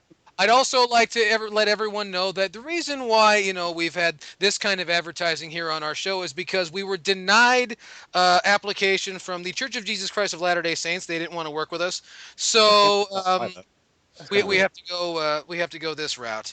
Anyway, Romney's not a fan. Yeah, that's. He's yeah, not. We called him too. We called him, and he was just like, scoffing and everything. And No. I talked to myself. I called him. I said, Governor Romney, we'd really like to have you on. He says, I can't talk right now. I'm affixing the dog to the top of the car. So he's a busy man. But and whatnot. He's an idiot, isn't he? Yeah. According to what Ace There was no other answer for that. You're like, oh shit, yes. I mean, it's see here in America, it's we've got so many different levels and grades of stupid that it's really hard to say just yeah. I mean, he's a real rich fucking moron. So I mean, he's got that going for him. So he is a moron. All right. Yeah. I mean, I can't prove that, but he doesn't know why airplane windows don't open, so that might be a dead giveaway. Scary as shit. Watch CNN if you don't believe me. Oh God! You've got this idiot trying to go for the presidency at the moment. That is unbelievable. Well, I just remember reading something that look at who he's running against. Oh God! Well, there's that. There's that. He's got Mr. Empty Promises and an idiot. Well, we got Mr. Empty Promises versus Well, Mr. It's not empty. I mean, his suit isn't completely empty. There's a teleprompter in there, I'm sure. I'm sure. Behind the blast shield. Just like at the Democratic National Convention, right? Oh dear, we need to veer so far off politics right now. It's not even funny. It's getting heavy in here. It's getting. Yeah, you gotta watch out. There's some kids listening to this right now who've got like American government class tomorrow, writing this shit down. Yeah. Don't write this down. We are not political analysts. Well, actually, we are, but we're not accredited in any way. So anyway, on to the ball bag. We got a piece of mail here coming to us at hatebitpodcast@gmail.com, and it comes to us from Dr. Mario MB at gmail.com. That's also his username there. He says, hello, everyone, and Sainted Muffin. Hello. My question this is, what horror games will you be playing during October, and what are some of your favorite horror movies? Thank you. Well, we talked about horror movies a little bit, but Alpha Omega-san, you're going to be playing some Halloween-y scary games for October, aren't you? Oh, yes, quite a bit. What More you than I doing? can count. I've honestly been trying to get like an entire. I've got a ton, but I've been trying to schedule like what I'm going to play in a row. But I will be playing the Fatal Frame series. again. I'm probably going to skip on Fatal Frame 3 because I truly just did not get into it. I don't know, just not my cup of tea. But I would like to go back through the first 3 Silent Hill games again because I haven't played those in quite a while. And every time I seem to start up Silent Hill 1, I get interrupted and I quit playing. And let's see, other than that, I want to go back through Clock Tower 1 and 2 again for the bajillionth time. And I may end up going through a couple of random obscure games, like Sweet Home on NES or Super Ghouls and Ghosts, Ghost and Goblins, shit like that, like the old school classic ones. Yeah, so that's... Oh, and Zombies Ate My Neighbors, but I will only do that if I have somebody to play with, because playing that game solo is really fucking hard during the last, 10 to 15 stages. So, yeah. That's some of my list. I have a great big list, but yeah, those are my games. Ta-da. That's a great list. That's a great list. For myself, because we got the Monster Mash going on my channel this month, and there's 3 that I picked out. There may be more, but I'm gonna be going through Luigi's Mansion one more time, just because I'm trying to get excited for the game coming out for the Nintendo 3DS. I'm gonna be diving. Yeah, it's a great game. I forgot how fun it was. I haven't played it in so long, probably since right after it came out. And I'm having a great time. Just started, so we'll have more of that.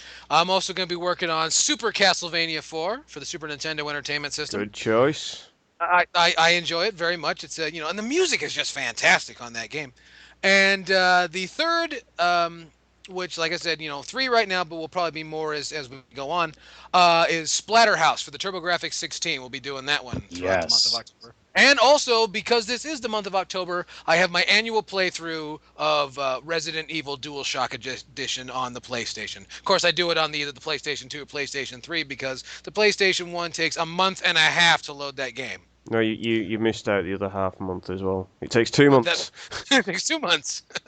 So, Saint to Magnus, what do you got going on for October? Well, I'm actually going to finally get started on Dark Souls. I've been playing through Demon Souls for 2 months now, and just for I just pick it up, play it, and put it down again after a while. And I'm going to actually start on Dark Souls because that's supposed to be a scary game. So probably touch up on some of the GameCube remake of Resident Evil 1 because it's just beautiful. Even though it's 10 years old now.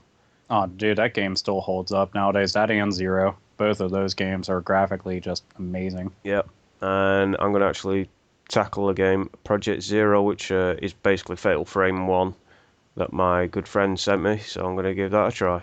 Because I never actually got into the Fatal Frame or Project Zero games because they just didn't appeal to me, a survival horror walking around with a camera. So... Yeah, the concept is weird, no matter how you say it, but once you see it, in action and you have, the ghost coming after you, it's got the atmosphere, it's got the tone, it's got it all down, and it's pretty fucked up in a good way. So I'm certainly going to have a stab at that. I'm not sure, I've not picked any more games, but I might put them up on my channel to let you know, so... Yeah, RazorFist, what are you going to do? Well, I think I'm going back and doing... some more Silent Hill, I think. Good on you.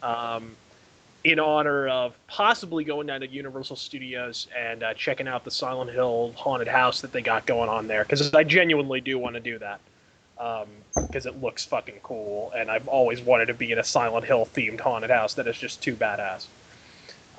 So yeah, I probably Silent Hill, maybe Clock Tower on SNES.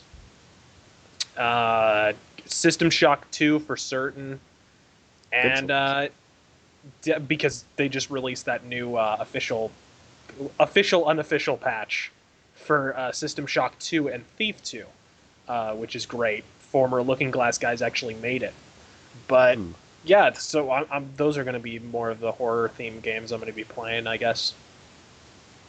Looking forward to it. Chaos, do your job. Not as much as I am. Fucking anytime I can play System Shock 2, my erection has an erection. So. A double boner. Honestly, it's just a lot of wear and tear on his jeans. It's very annoying. So. Yeah, and just getting into the fucking things is a job as it is. Well, I was going to say, when you have to have a seamstress on hand for any time that somebody utters the word system and shock, then adds a number to it, it's just like, oh shit, there it goes. Poor zipper. No, Oh, when you're like me and you have my waifish girlish figure, you don't have a problem. Oh, that dainty little lady. But one thing, I wasn't too sure about this, but you brought up Silent Hill. Do you have Silent Hill 2 on the regular Xbox? I certainly do, and that's probably the best version I have. I do have it on PC, and actually, the Xbox version's a lot more stable. It's got fewer issues. You get better graphics on... Well, not better graphics, general. I think it runs on a lower resolution. But the problem with Silent Hill 2 for PC, I've wanted to play all the way through it on PC for the longest time, because obviously, you know, if you can get it on PC, that's usually what I'm going to do. But it's just got so many issues and so many glitches and so many compatibility problems with every... Well, I was going to say, isn't there any fan patches out for it? There's all kinds of fan patches, but the problem is every time you patch one problem, a new one arises. It's like a leaky boat. It's fucking ridiculous. I was going to say, man, if you've got like the proper cables, like the component cables for the regular Xbox, I always tell people just hook that up, because, I mean, Silent Hill 2, was it Shattered Memories? Or... no, Restless Dreams. Sorry, I got them mixed up. But Restless Dreams, like it's got that entire extra story segment to go through, and it's just like, to me, it's the definitive version. You know, I had heard a long time ago about the PC port being kind of iffy and everything, but anytime I think about Silent Hill, and when I had mentioned I wanted to go through them, I was like, okay, Silent Hill 1 on PS1, Silent Hill 2 on Xbox, Silent Hill 3 on PS2, because I don't have it for Xbox. So that's like how I'm going to play everything there. So 3 different consoles, 3 different Silent Hill games. And Silent Hill 4 is pretty good on Xbox too, actually. Yeah, but, see, I heard that. I've only gone to play Part 2 on there. That was like the only version I got to try on there, unfortunately. Yeah, and actually, for the record, that is my favorite Silent Hill game, is 4. So I'm very much go against the flow on that one. Well, yeah, I've actually mentioned it before, so yeah. Well, at least we all have a nice bevy of horror games that we're going to be playing. I honestly want to try to toss up, because I had mentioned Clock Tower, I really do want to play Haunting Ground again, because I don't know, I've been thinking about playing the game, especially since there was, like, in the rumor mill, apparently Haunting Ground is supposed to get the HD treatment and get tossed on to PSN, which I like that idea quite a bit. But I don't know if that's true or if it's just going to become a PS2 classic, which would be amazing because the game didn't sell for shit, even though it was really good. But still, it's a fantastic title. And speaking of horror, fucking Resident Evil 2 possible remake. Yeah, that's very we'll talk true. about that a little later. Everybody's having wet dreams now. I know. You have no idea that. Yeah. But we're gonna talk about that at length a little later. I know we are, you know, and that's why. See, look what you did. Now they've all got their throbbing erections. They're just punching. Then let's segue. We all talked about our horror games. You know, we could. That's a great idea. But we thank you for joining us in the Hate-Bit BallBag. I know it was kind of a short one, but RazorFist, he can't wait to talk about Resident Evil 2. But I also want to remind you that the Hate-Bit BallBag was brought to us by the Hate-Bit Podcast Home Abortion Kit, because it brings out the kid in you. And other things. And we'll hear more from them as the weeks go on. Anyway. The Hate-Bit Home Abortion Kit. You'll have a ripping good feeling deep down in your guts. Yes. Yes. That's good. You know what? You're hired. Anyway, now RazorFist, I think I read this right. Resident Evil 2 Remake will need fan support, as if that ever meant anything to Capcom. What's going on? Yeah, when was the last time they actually listened to the fans? What is that? Gate gave a shit, man. Yeah. I still can't help it though. You know, I'm still giddy as a schoolgirl over this. Ditto. I am happier than Hannah Minx in a push-up bra factory. Because I think at the end of the day, it's because Resident Evil 2 to me is just the pinnacle of this series. You know, It's just this monument to what the series could sort of achieve. And given a proper facelift, like in the vein of the GameCube remake of the original Resident Evil, because that fucking rules, this game could not only give, longtime fans like myself the, tension and atmosphere and the horror elements that we've been jonesing for basically the entirety of this console generation, but, if it was actually successful, it could show the empty suits in fucking, where's their headquarters? Osaka or Tokyo? I think it's Osaka. That there's still actually like Pretty money sure to be Osaka. made off of scary Resident Evil games. But on the other hand, this is Capcom. Joe Biden is a road fucking scholar next to these simpering dolts. The last guy who held his breath waiting for Capcom to do something smart ultimately wound up with a face more blue than Sainted's balls. Oi, oi, oi, oi. Leave my balls out of it, dickhead. I'm just fucking with you. I know. We love you, Sainted. Hey, your balls!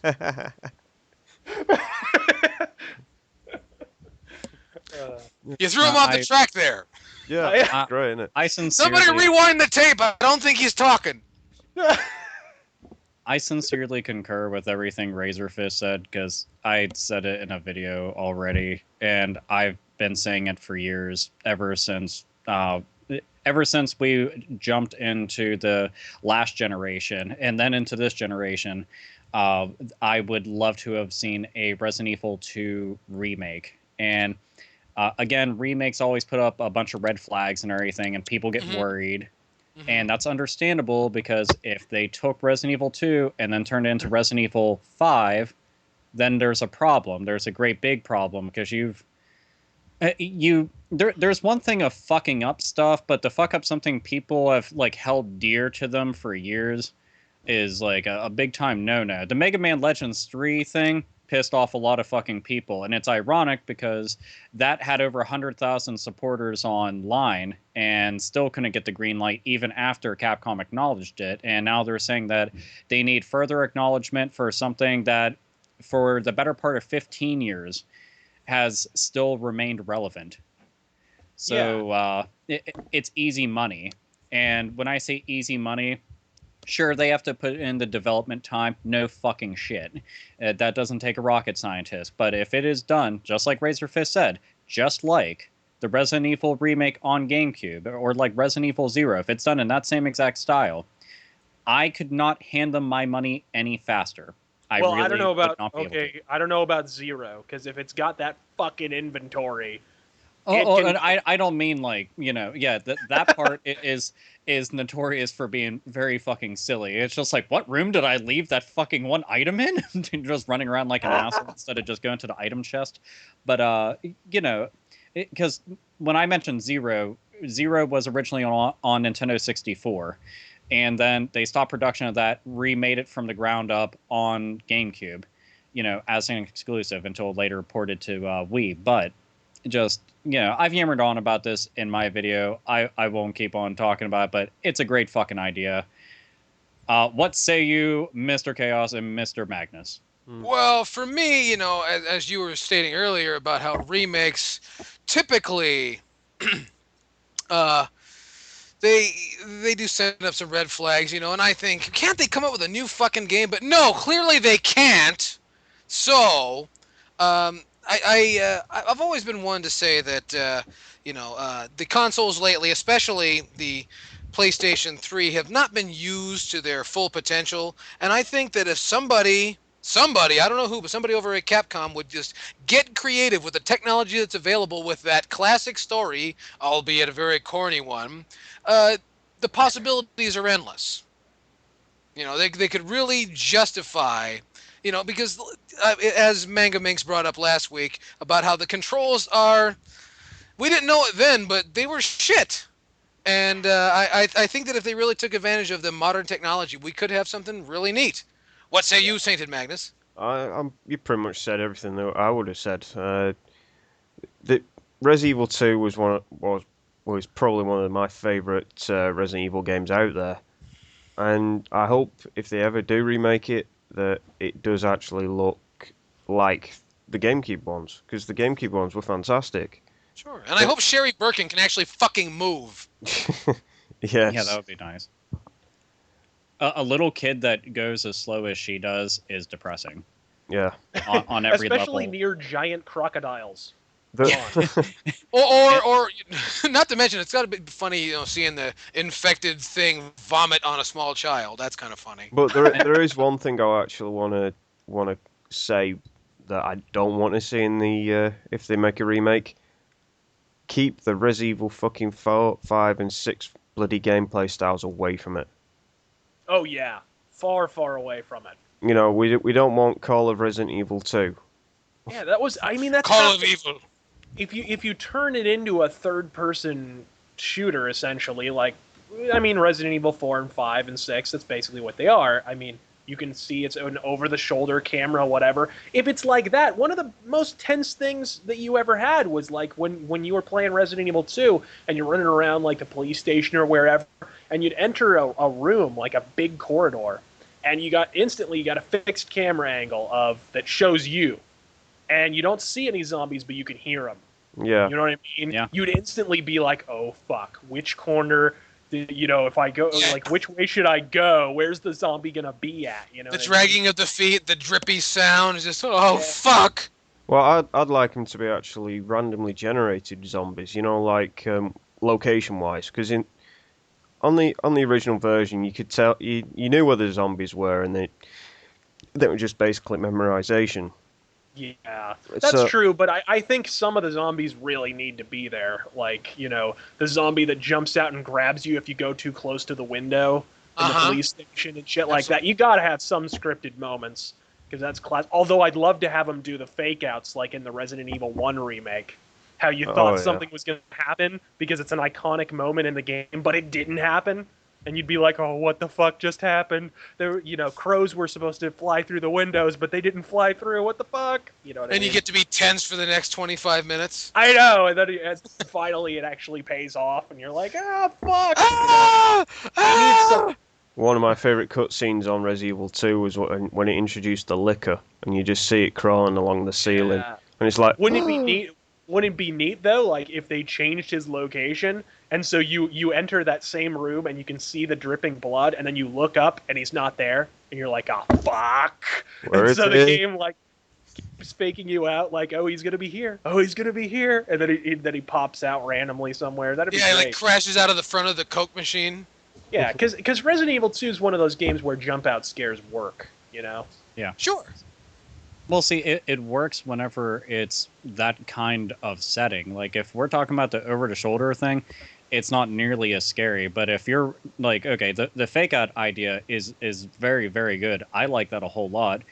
If it's like, okay, the liquor is supposed to be there. It's not. Okay, so you just continue onward. You go in through the one door and everything, and all of a sudden file cabinets just get knocked over and fucking liquor just, like, jumps on top of them. Like, you wouldn't expect that to happen, but, if you play through, like, a different time, the liquor is actually in that that one location where it usually is, or it comes through a window another time. Like, there's a lot they could do, and I will beat this dead horse again. I don't give a fuck. I just want a playable build of what they have of Resident Evil 1.5 as an unlockable, as a part of a collector's edition, as anything. I don't give a fuck if you say I need your firstborn, you can have him. That's fine. Whatever. Just give me the fucking thing. I'd be really happy. I've been waiting for over a decade for this thing, and I'm not alone when I say that. So yeah, if we're gonna celebrate Resident Evil 2 with a big remake and talk about storied history, then damn it, we should have the entire thing. So, and Claire Yes. Redfield in HD. Somebody's rubbing. No, Ada Wong in HD. Ada, Yeah. Ada Wong's already in HD. This is true. But that Ada one, the Oh, Ada one that wasn't quite okay. as unfucking bearable as she is now. Yeah, What about the a Ada Annette Wong that Birkin? wasn't quite before she became an anime cliche, like Dragon Lady. But yeah, I'm down with Annette Birkin, like in that lab code and shit. I'm just like, show me the T virus, bitch. Show me the T virus. Oh wait, no, that's the G virus. Ooh, now I know where that spot is. The Oh, G yeah. virus. Lots Oh, of bad very. punts with G spot, G virus, and great G horny. string, etc. what are you Yes, talking yes, about? It's all about Barry. Oh yeah, They need to Barry. make an adventure for Barry alone. I I'm think telling you. every Resident Evil fan will buy that game because it's Barry Burton, for fuck's sake. Yeah, 'Cause if he's the they man. had an extra mode, seriously, I like right now, I have a shit-eating grin on my face. If they had a mode just like they did with Tofu and like they did with Hunk, just called, Barry's mode, where he ran around with his great big fucking gun that could just one-shot everything, and he just spouted off one-liners like he's fucking, like, retarded. I would be the happiest... Yeah, Barry Burton smash. And I'd be like, oh my god, that was single-handedly the coolest thing I've ever heard. Just because it's Barry Burton saying it. You know what? Also, his beard gives him more defense. There you go. You know what? No, you know what? Barry Burton is the Chuck Norris of the Resident Evil world. He really is. Yeah, he is. And why, does he spout conservative religious remarks as well? No. Hey now, Clint Eastwood's conservative too. Doesn't stop him from being a badass. No, Yeah, no. Clint Eastwood is not conservative. He's just for sale.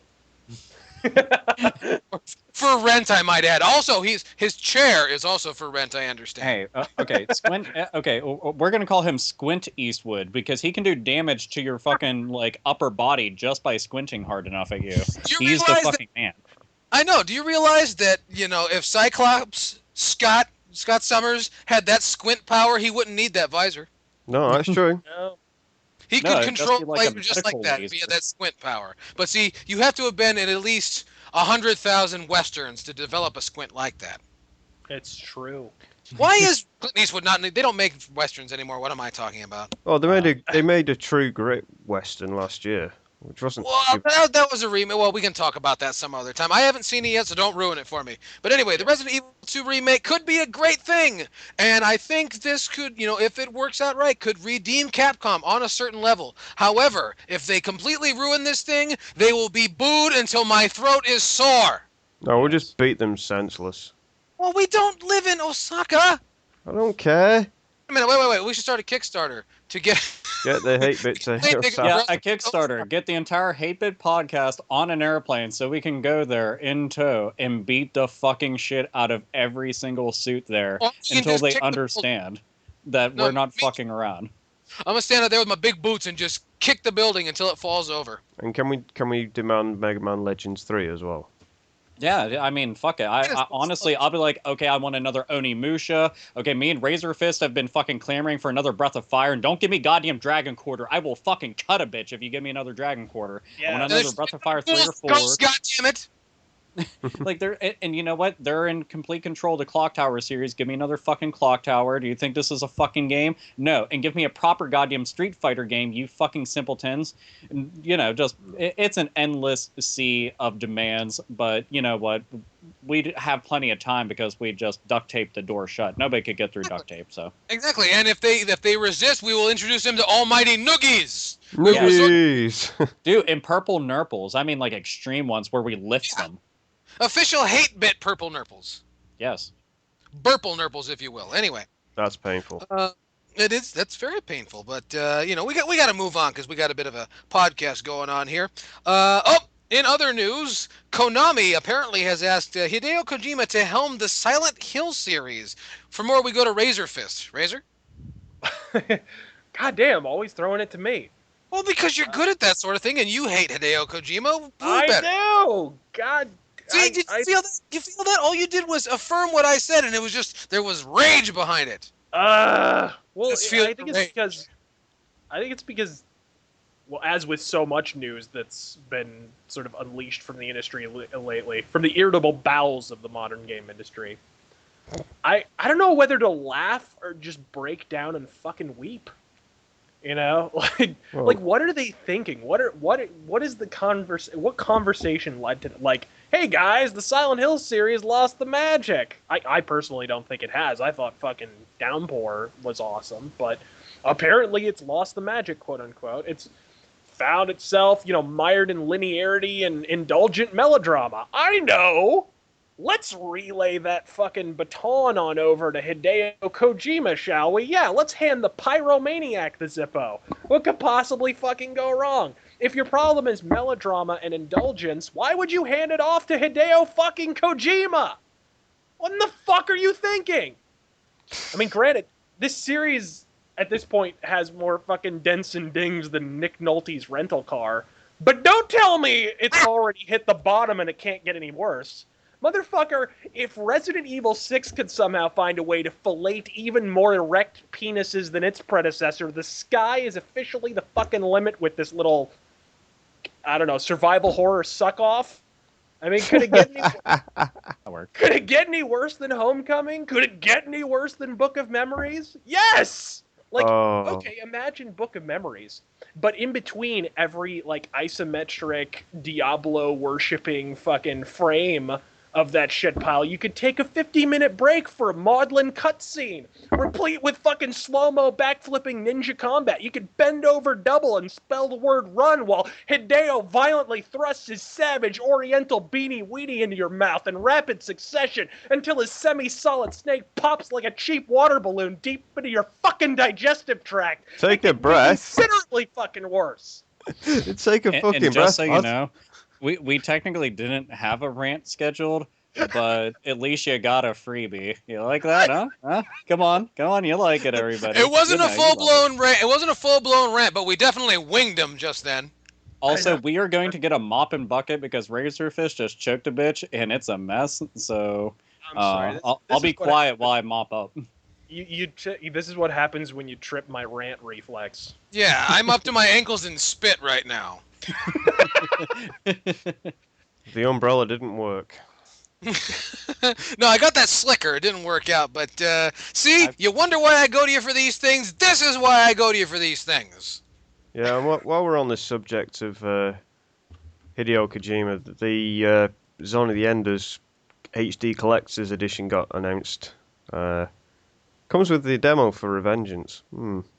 That was a trend. Yeah, Sorry, a little. Now I can't get the phrase "savage Oriental Beanie Weenie" out of my mind. That is a fantastic phrase. That should go on a T-shirt. I don't think that those kind of weenies should be on shirts. I don't think that they should exist. No, those sound like those kind of weenies come out of a can. Yeah, they're supposed to be served with like a toothpick and whatnot, and then in a fine gravy, and with a sad face for Oriental women. So there you go. Yeah. Sad face. Oh. Wow, now you're gonna have all like the Asian people saying it's not Oriental, it's Asian. I'm like, it's still sad face and small at the end of the day. It doesn't Yeah. matter. People are sad. Families have been destroyed. Let's move on, shall we? Yeah, exactly. Oh, families have been destroyed, assuming that we could actually get it in there to form one. Yeah, that's always depressing. I see what you did there. You sly dog, you. Anyway, we got other news going on here on the Hate-Bit podcast. We got RazorFist asked me to talk about this, but I'm not going to throw it to RazorFist because he's going to get mad at me again. Thank you. Apparently, BioWare founders and through intermediaries, there's some talk that there was blaming the BioWare founders blaming fans' negativity for their, shall we say, untimely departure. I don't know anything about that, really. I mean, well, when people say you suck, you'd think, you would improve, not just, throw your hands down and say, this is my ball and I'm going home. Well, yeah, but take fucking notes. There's a lot of people that don't ever want to take any kind of blame for what they do. It's like, well, we didn't actually put out a bunch of half-assed products. You just didn't want to like them. You just didn't want to enjoy them. And you just told everybody that they were bad, so then they didn't buy them. They were great. Fuck all of you. And, sob fest, cry fest, and then, a couple binges later, and then they come up with this as their retort, officially. It just makes no fucking sense. It's just like, look, you fucked up. Get over it. Well, and I think maybe they're just taking a few cues from, I don't know, EA, Capcom, Toy Headquarters. It's the audience's fault. Yeah. You release a substandard product, and it's our fucking fault that we didn't want it. No shit. Like, yeah. You know what, guys? My editor and I already we already opened the bidding on Twitter. But I wonder if my fellow Hate-Bit whoremongers here would care to place bets on just how long BioWare will be able to remain solvent. Like, I'm down. Put me down for 2 years. I'm willing to give them 2 fucking years of existence. You gonna give them a solid 24 months? Yeah, I give them a solid 24 months. They got to live. What do you think, Alpha? I wish I was a bookie right now. I really do. Well, get your pen and paper out. I was gonna say honestly, 2 years. 2 years. Let's see. That would get us. And That would get I'm us to assuming that Dragon Age 3. the next Xbox and the next PS3 would be at. I think that they would be able to last until the very beginning of the next generation, just so that they could ultimately fail there. And because it was so expensive to produce said games during that little spiel, there goes my words fucking up. But that would be their last hurrah. So yeah, 2015 would probably be the end of them to me. I really wish we could get an office pool going on here. I think we're gonna focus on that more. I'm pretty sure this is illegal in however many states that were heard, but Stuff them. no, Private bet. I was gonna say, does it count if you're betting over the internet? that depends on what state you live in. Oh, well, I'm in PA. We have tons of stupid laws here, so. Oh, well, exactly. You guys have all kinds of stupid shit. So, and good for you. I'd say $10 all in. Fucking $10 only. Well, my question is, I mean, I'm kind of surprised they made it this far. Well, I mean, I think the big hit. I mean, Mass Effect 3 obviously hurt him in a big way. Dragon Age 2 was obviously a disappointment in terms of sales compared to Dragon Age Origins. But we all know what is causing all this, and its name is the Old Republic. I mean, yeah. $500 million, at least that's the theoretical estimate, spent on a fucking game. There's just no fucking way. There's no fucking way that did not kill them. It's too much money to fucking spend on a game and then turn around and lose subscribers and go free to play inside of the first fucking year. And on top of that, even when you go free to play, nobody still gives a shit. Nobody gives a shit. I mean, they're still hemorrhaging subscribers. I wouldn't be shocked if within a year the game is just wrapped up entirely. The thing, you know what's fucked up? Even if the Mass Effect 3 thing didn't happen, even if Dragon Age 2 didn't happen, I really think that they'd still be in the same fucking boat. Just because of how bad that was. I mean, that's not... Like, that's very irregular for that big of a failure to occur. And, you know, this isn't, like, taking, like, easy knocks at them. Like, how often can you see that somebody lost that much off of just one item in gaming? And I'm not talking about consoles or anything. I'm talking about just a singular fucking game. You know, that right there, even if they had all their cards in order, that was the biggest fuck-up. They put way too much stock into that and just came up... Well, I can't even say short. That would be actually a huge understatement. So yeah, they came up Oriental Beanie Weenie. Yep. Savage absolutely. Oriental. There Beanie we go. Weenie. We have something to Savagely Oriental Beanie Weenie.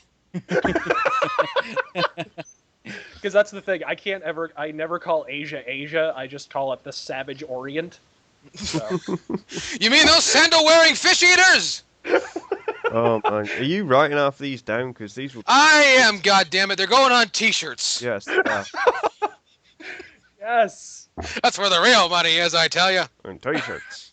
What about Broadcasting. I think next week when we go on the air, you need to say broadcasting live from the Savage Orient. Capital idea. Anyway, you know what? It looks like our podcast here is winding down. We're getting towards the end, and RazorFist already tore your face open a little bit about Konami, so there's not going to be a rant this week, but tune in next week. We'll have a rant for you.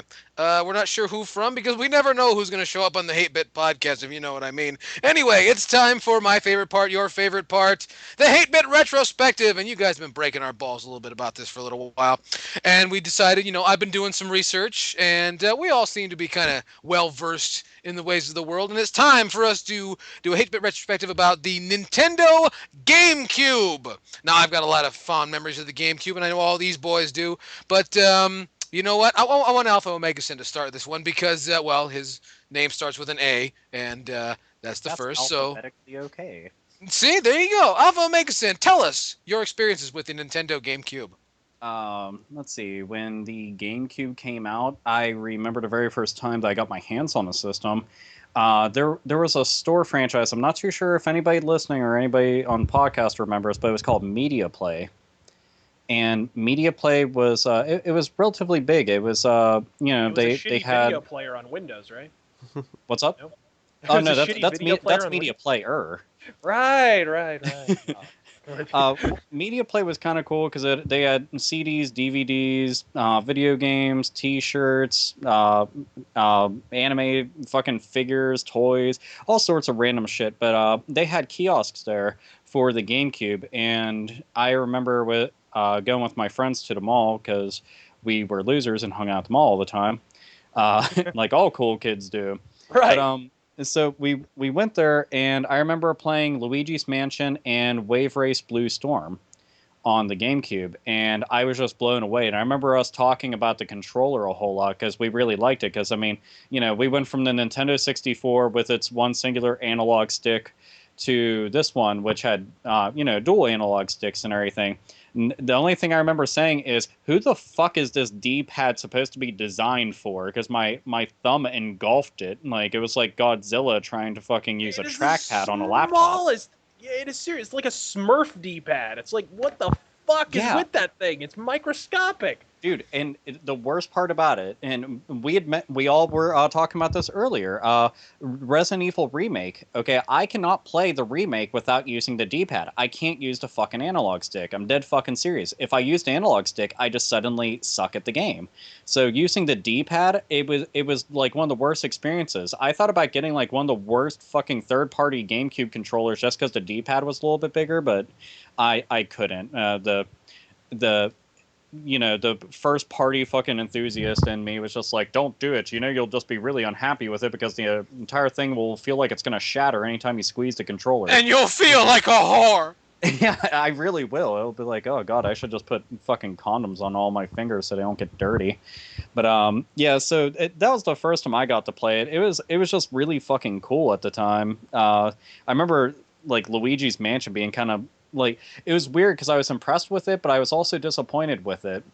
I was disappointed because I was like, I really want a new Super Mario game, a platforming game, but I had Luigi's Mansion. That was kind of like their go-to answer to a certain degree with it. But then we got Super Mario Sunshine, and that filled in that void. But yeah, it just, I don't know. That was my first impression with it. Was I liked it a whole lot. Graphics were amazing. Controller was pretty cool. D-pad sucked ass.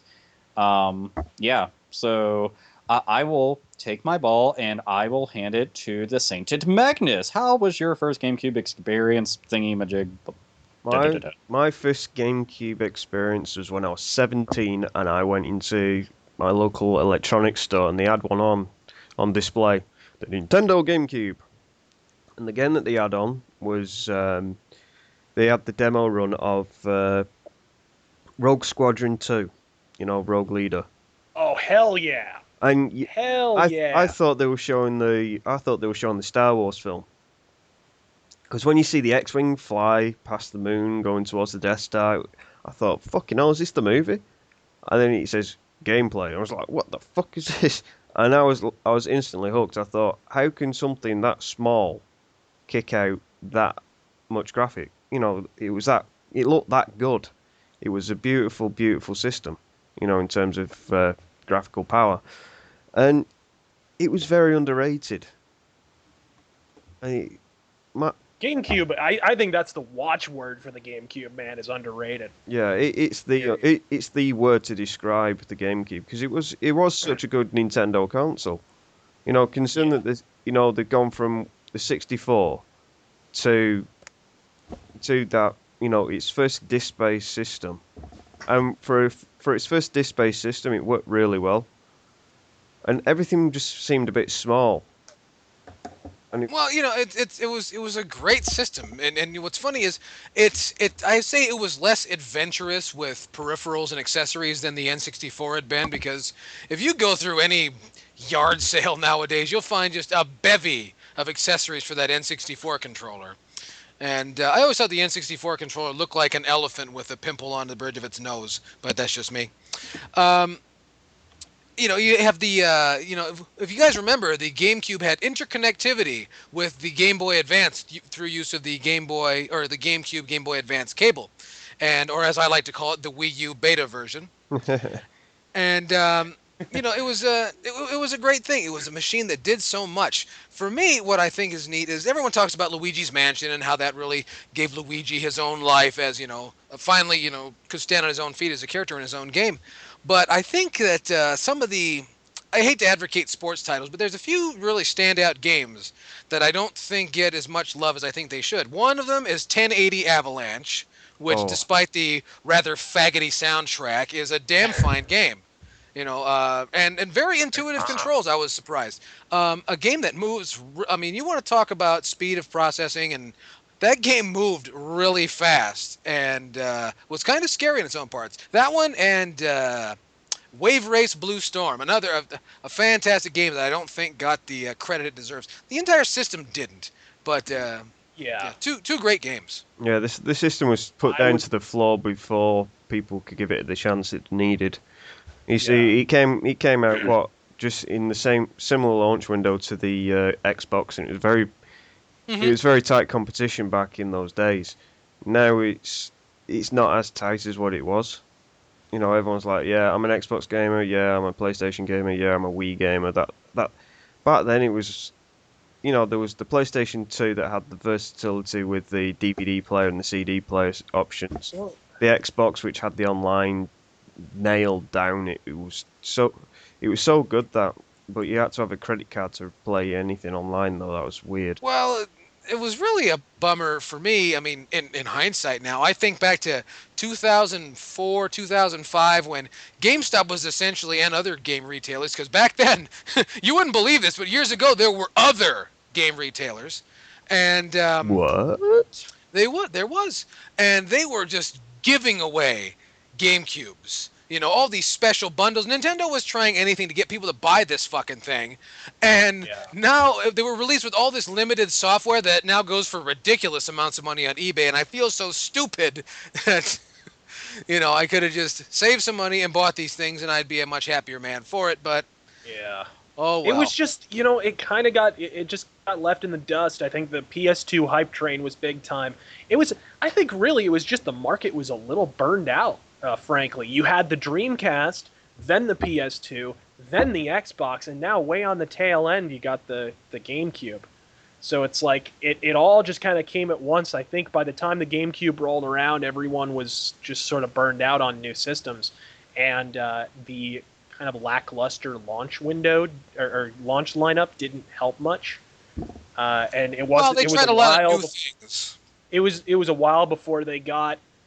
What do you think the first killer app for the system was? I always assumed it was the new Metroid. It was Metroid was the first big killer app for the GameCube. Yeah, but 2003 was a good year for that system. You mentioned Metroid. It had Time Splitters 2 at the time that had just come out. It had fucking that new Zelda game, the Zelda Wind Waker. Right. That year was such a good year for that system. It had some real top class first party titles there. There was Mario Sunshine, which had just come out in 2002. So it was. What year did Smash Brothers Melee come out? I think 2003. Okay, because that one, I know a lot of people still consider it to be the best of that series and still play the living shit out of that. And admittedly, is a really, really good game.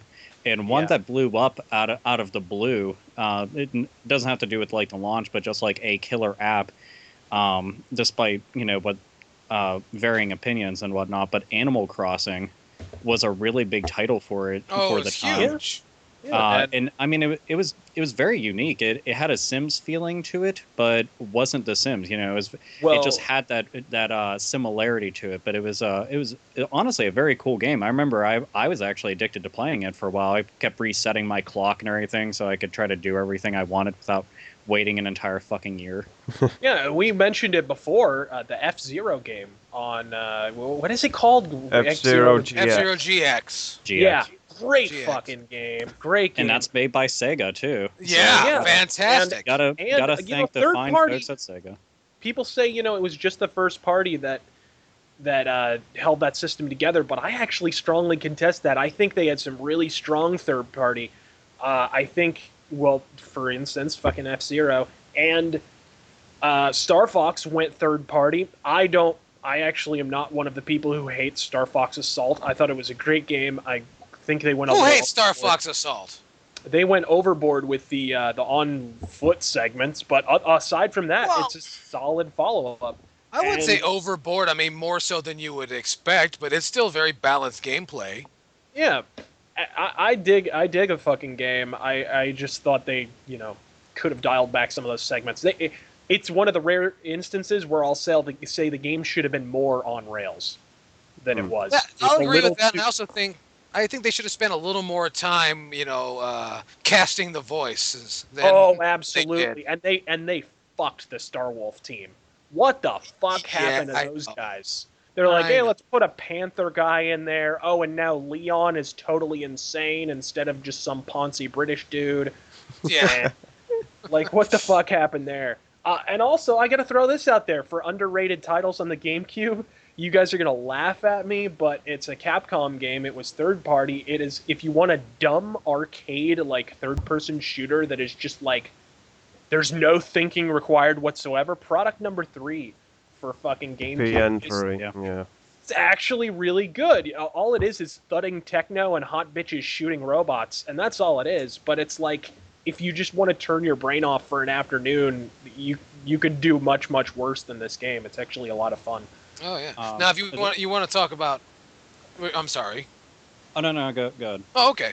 I was saying now you talk about games like that just don't require any thinking, don't require any process of the brain whatsoever, and then you go to the complete flip side, a game that actually fucks with you, which was Eternal Darkness: Sanity's Requiem. As far as I know, the only Nintendo first party. I think it was a first party or second party. I can't remember. No, it was Silicon Knights made that. Silicon Knights, so second party Nintendo survival horror, a game that Alpha Megazone, tell your story about how the game fucks with you, because you All tell right. it so well. Eternal Darkness. There's survival horror games out there. They're all about jump scares, the mood, the setting, and everything. This takes it up so many different levels. The programmers did something ingenious, and nobody has ever tried doing this again. And if they did, they'd probably be called out on it. But what they do is they go out of their way to do things to say you have a sanity meter in the game. So the more that your character encounters bad guys and everything or gets damaged, the sanity meter starts rising. Once it starts maxing out, that's when the sanity effects will start going off. One of the sanity effects, and the one that I remember so prominently from the game, is the game will look like it actually flicks. Like the screen will flicker, and it looks like it reset. It goes back to the GameCube startup logo and everything, and even to the start menu. And it will sit there at the title screen, and then all of a sudden it just like bleeds back into the game, and you're fighting for your life to get back into it. Yeah, or it'll turn up and down the volume.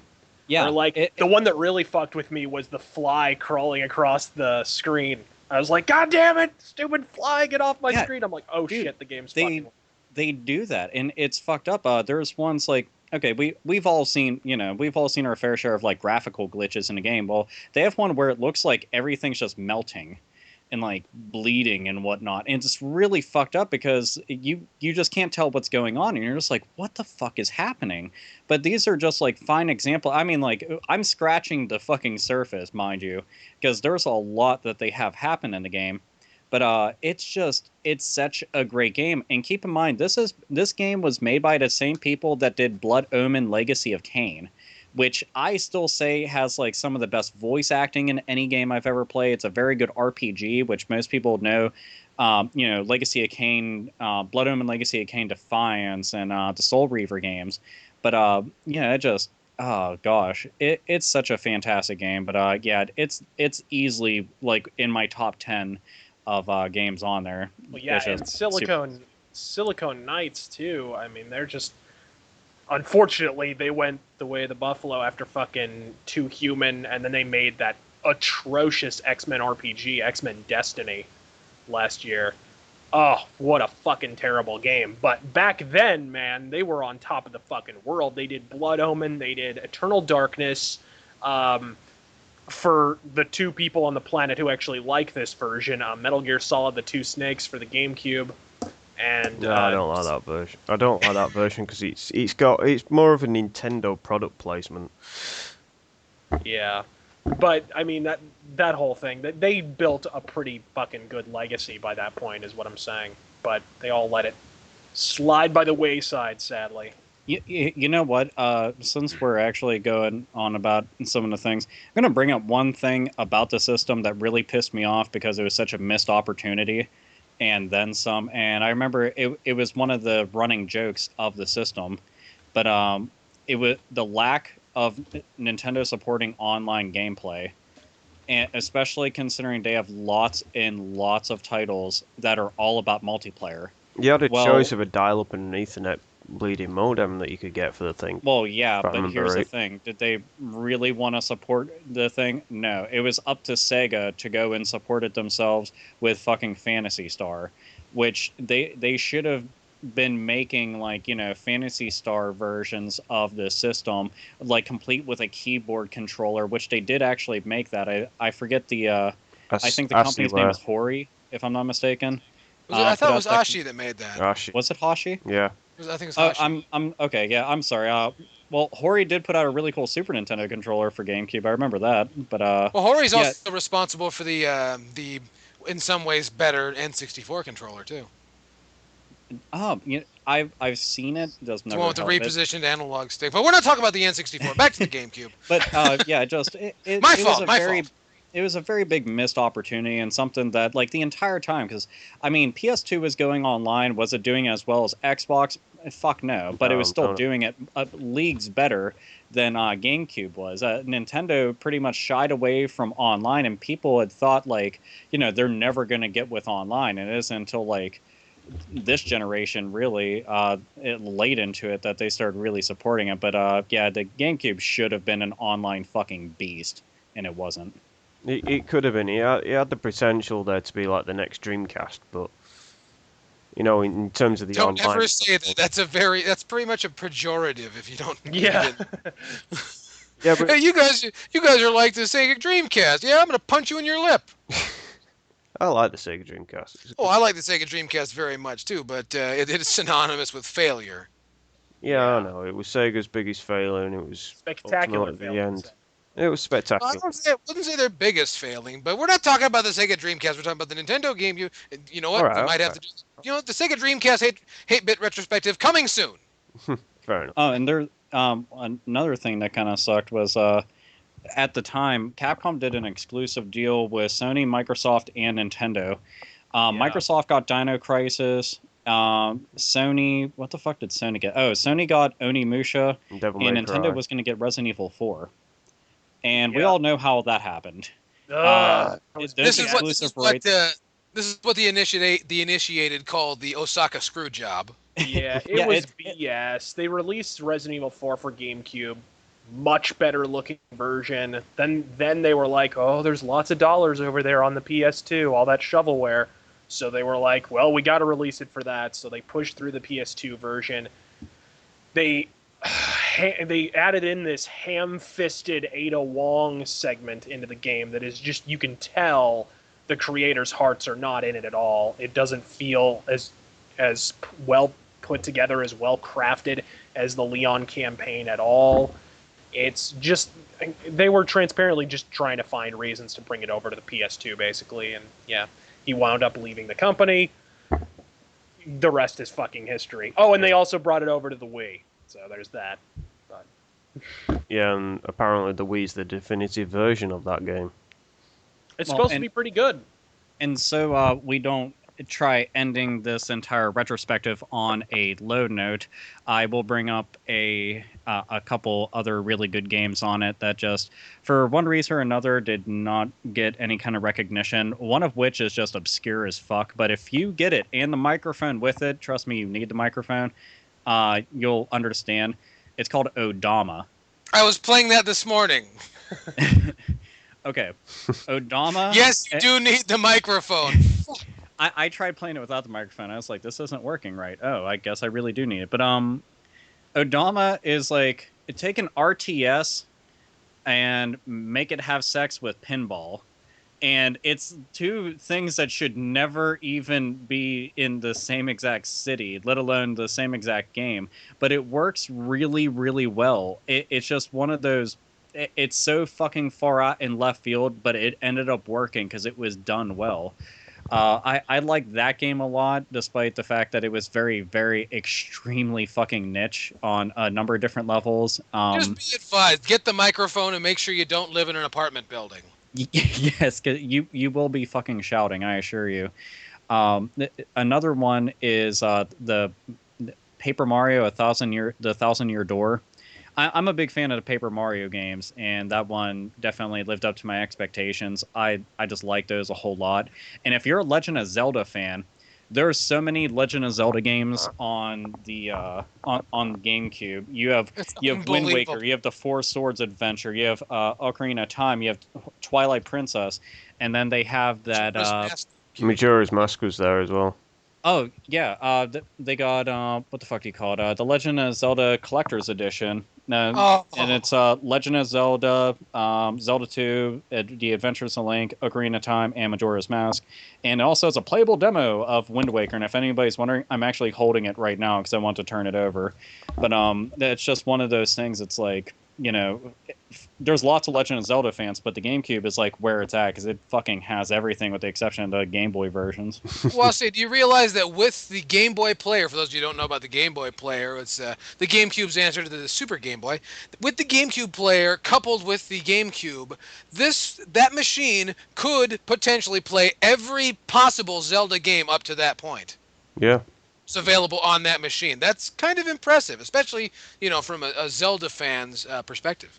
Yeah, that's true. That's very true. Because You know, so it was fantastic with the Pokemon games as well. Because like you mentioned before, you could use the use the Game Boy Advance with the thing, so you could actually transfer the Pokemon from your GBA game up onto the console, like you could do with the 64 and the transfer pack that they had. It's just that you had to buy a fucking £10 cable to do it.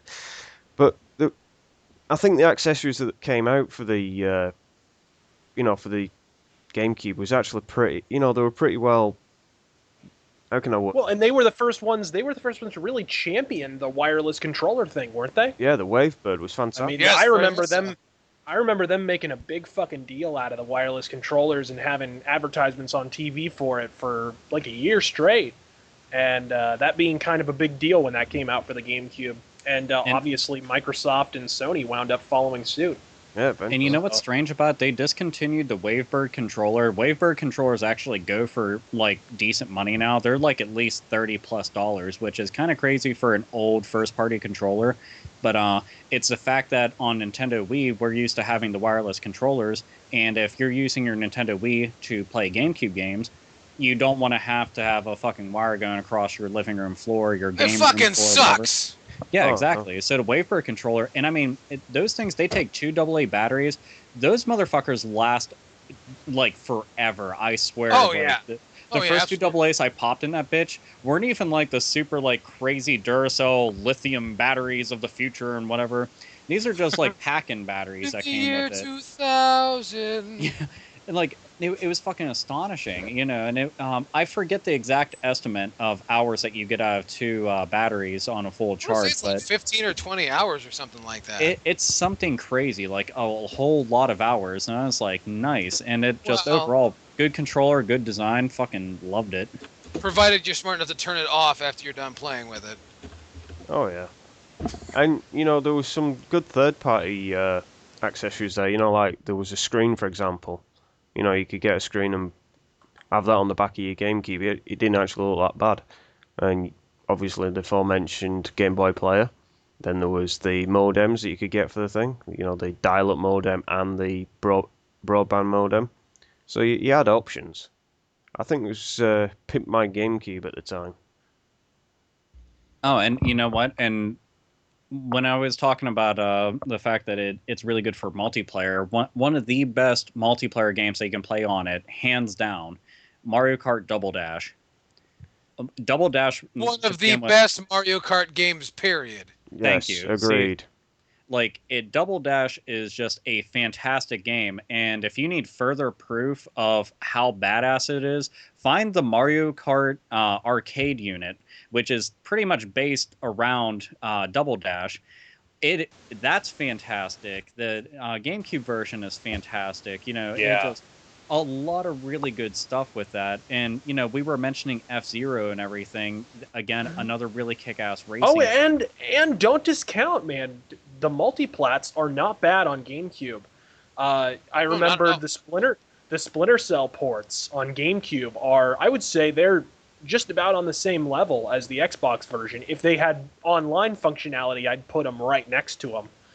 But graphically, the shadows are deep, the graphics are nice and crisp because the GameCube was a beast, just like the Xbox. Yep. If you have a choice between PS2, Xbox, and GameCube, definitely go with either the GameCube or the Xbox on those games. Multiplats were just great on that system. Yeah, and Time Splitters was fantastic on there. The Need for Speed series was amazing on that platform.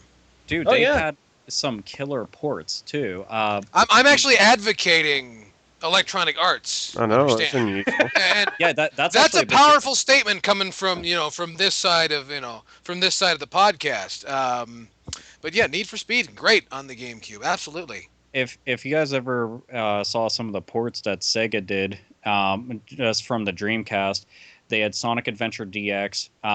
They also had, and I still say this is one of the best games that you can have for it, especially as an RPG fan, Skies of Arcadia Legends, which is one of the best Dreamcast games ever, one of the best Sega games ever, in my opinion. But on GameCube, that's my favorite version of it. It looks better. It has more story. That's two very good things. So, that kicks a ton of ass. But they had that. They also had the Sonic Gems collection and the Sonic Mega collection. So if you were looking for a bunch of Sonic games, then pretty much there you go. And that was around the time where people were still like shitting their pants at the idea of seeing Sonic on a console with a Nintendo logo. Yeah. So this was still fresh in our heads. We were just like, holy mother of Christ, I cannot believe I'm playing this. Wow. And the first Sonic... Isn't there a law against this? Yeah, like there's supposed to be, but... Yeah, the first Sonic game on the PlayStation, on the GameCube, was actually Sonic Adventure 2 Battle, which was actually not a bad port of the game. It wasn't as buggy. I can't believe I fucking forgot about this. I never know how to say the game's title, but everybody will know what I mean. Ikaruga? Ikaruga. Ikaruga? Okay. One of the most interesting shoot-'em-ups I've ever seen. Yeah, it's fantastic. And the thing is, like, we live in a day and time now where we all have large televisions that are flat panel and everything. Well, back then, that was still relatively new. Well, you can turn the screen on its side vertically and play the game. So if you don't mind actually, like if you have a wall-mounted TV and you played it this way, it would just, wow. I'm pretty sure I preed in my pants thinking about it on like a 60-inch TV. Like, I'm gonna have to go and fucking spackle my shorts at the moment. But it's a very, very good game to begin with, but on something that grand in size, very fucking cool. I like niche games like that. I'm a very big fan of shoot 'em ups, and that's one of the best. Like, do not ever have somebody tell you that it is not in league with one of the best, because they do not know their ass from a hole in the ground, and their taste is officially fucking void. But it is a fantastic game, and it gets another thumbs up for me. That's a great rule. If you want to make a friend and they don't like Ikaruga, fucking kill them. They don't deserve to be your friend. Well, there is one thing I can say about the GameCube though. The game library itself is just there's not much shit in there at all. There's a little, but not really. I mean, it's not all knockout stuff. It's got a small library, like a surprisingly and hey, small if you have a library. choice and you're a Zelda fan and you like Twilight Princess, go with that GameCube version. Yes. It's definitely better than the Wii version. I speak from experience. Yeah, that's if you can afford it, because it's like, what, £80 in this country? Yeah, God, used at GameStop, it's still like $50. Yeah, and that's if you can actually find a used GameCube game at GameStop anymore. Yeah. It could be caked with semen, and they'd still charge at least $40. It probably is. I was gonna say, technically, at GameStop, if it's caked with semen, they are still selling it as new. So Yeah. but I don't think sell anything until it's actually caked with semen. Oh, you know what? We kept on talking about how the GameCube is like the definitive home for Legend of Zelda fans, but there's one thing that we failed to recognize, and that's up until that point, it was home to every single Resident Evil game at the time. Yes, it was. It had 1, Resident 2, Evil, 3, 4, Code Veronica, and 0. It had it had everything. And the thing is, what a lot of people don't realize is Resident Evil 2 and Resident Evil 3, which at the time when I was younger, I didn't really realize this, but visually the game's resolution looks a fuck ton nicer on GameCube. And the only thing that you have to kind of contend with is you have to deal with the fact that you have that garbage fucking D-pad. Unless you're savvy enough to be able to use the analog stick. I don't even know if it supports analog stick because I've never tried. So I just can't. I can't bring myself to do it. But the old tank controls, no. Sir. But anyways, I think we pretty much killed that topic. Jesus Christ. Yeah. We ruled that. The GameCube yes. rules, guys. That is the moral of the story. The GameCube fucking rules. I picked it, actually. I never told my story. Hold on. It's not a long story, I promise. But I got to the GameCube late. I didn't buy it during its original life cycle. I waited until GameStop was selling the sumbitches for $40. And I was like, wow, it's that cheap. I get a warranty with it, whatever. It's okay. Let's rock this shit. And never looked back.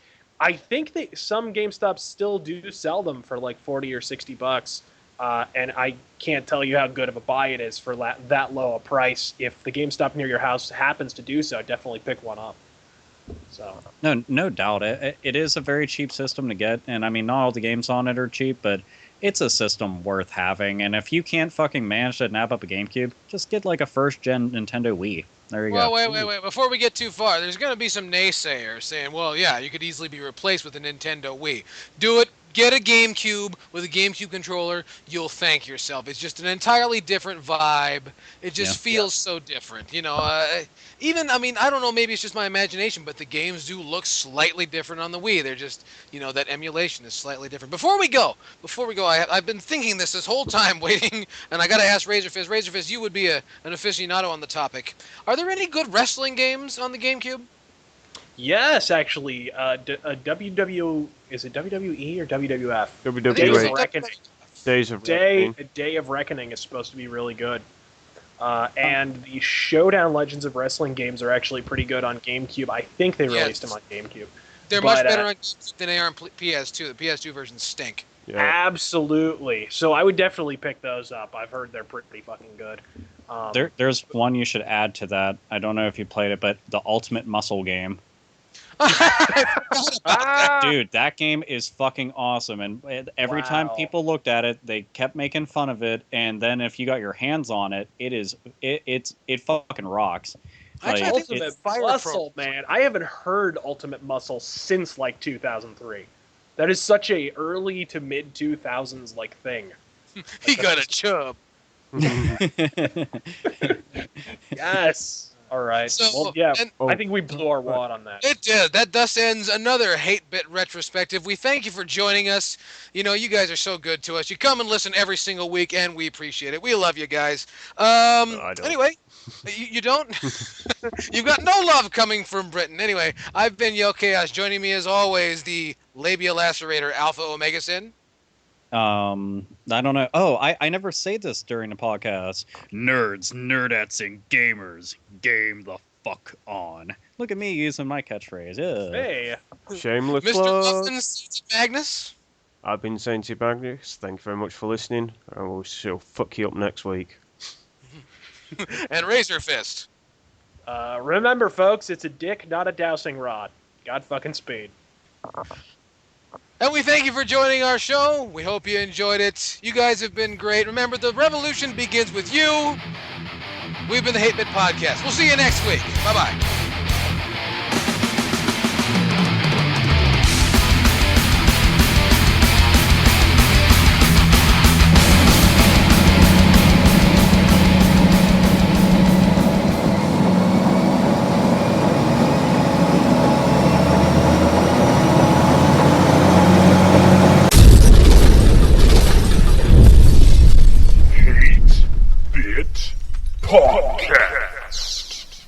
You can start. I can't believe you didn't say it's the final countdown right there. I can't believe. We're leaving together.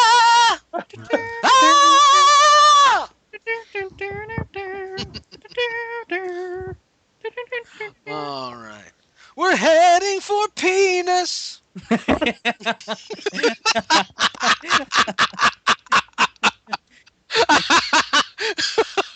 Tell me you were recording that. Yes. Okay. Gotta get the laughs out. Okay. Yeah, we got to keep that one. That's a keeper. My cat just Alright. came for him, and he agrees because he was like, "What's all the fuss about?" Oh, yeah, that was a good one, folks. What's all the hubbub, bub? All right. Let me know when you're ready. We are ready. It's been recording for Okay. the past 2 minutes. No, that's true. Okay. 3, 2, 1. Go. The Hate-Bit Pod. Oh shit. Wait. Okay. Ready? You started. You're talking. It's gonna have an English guy in there. All right. 3, 2, 1.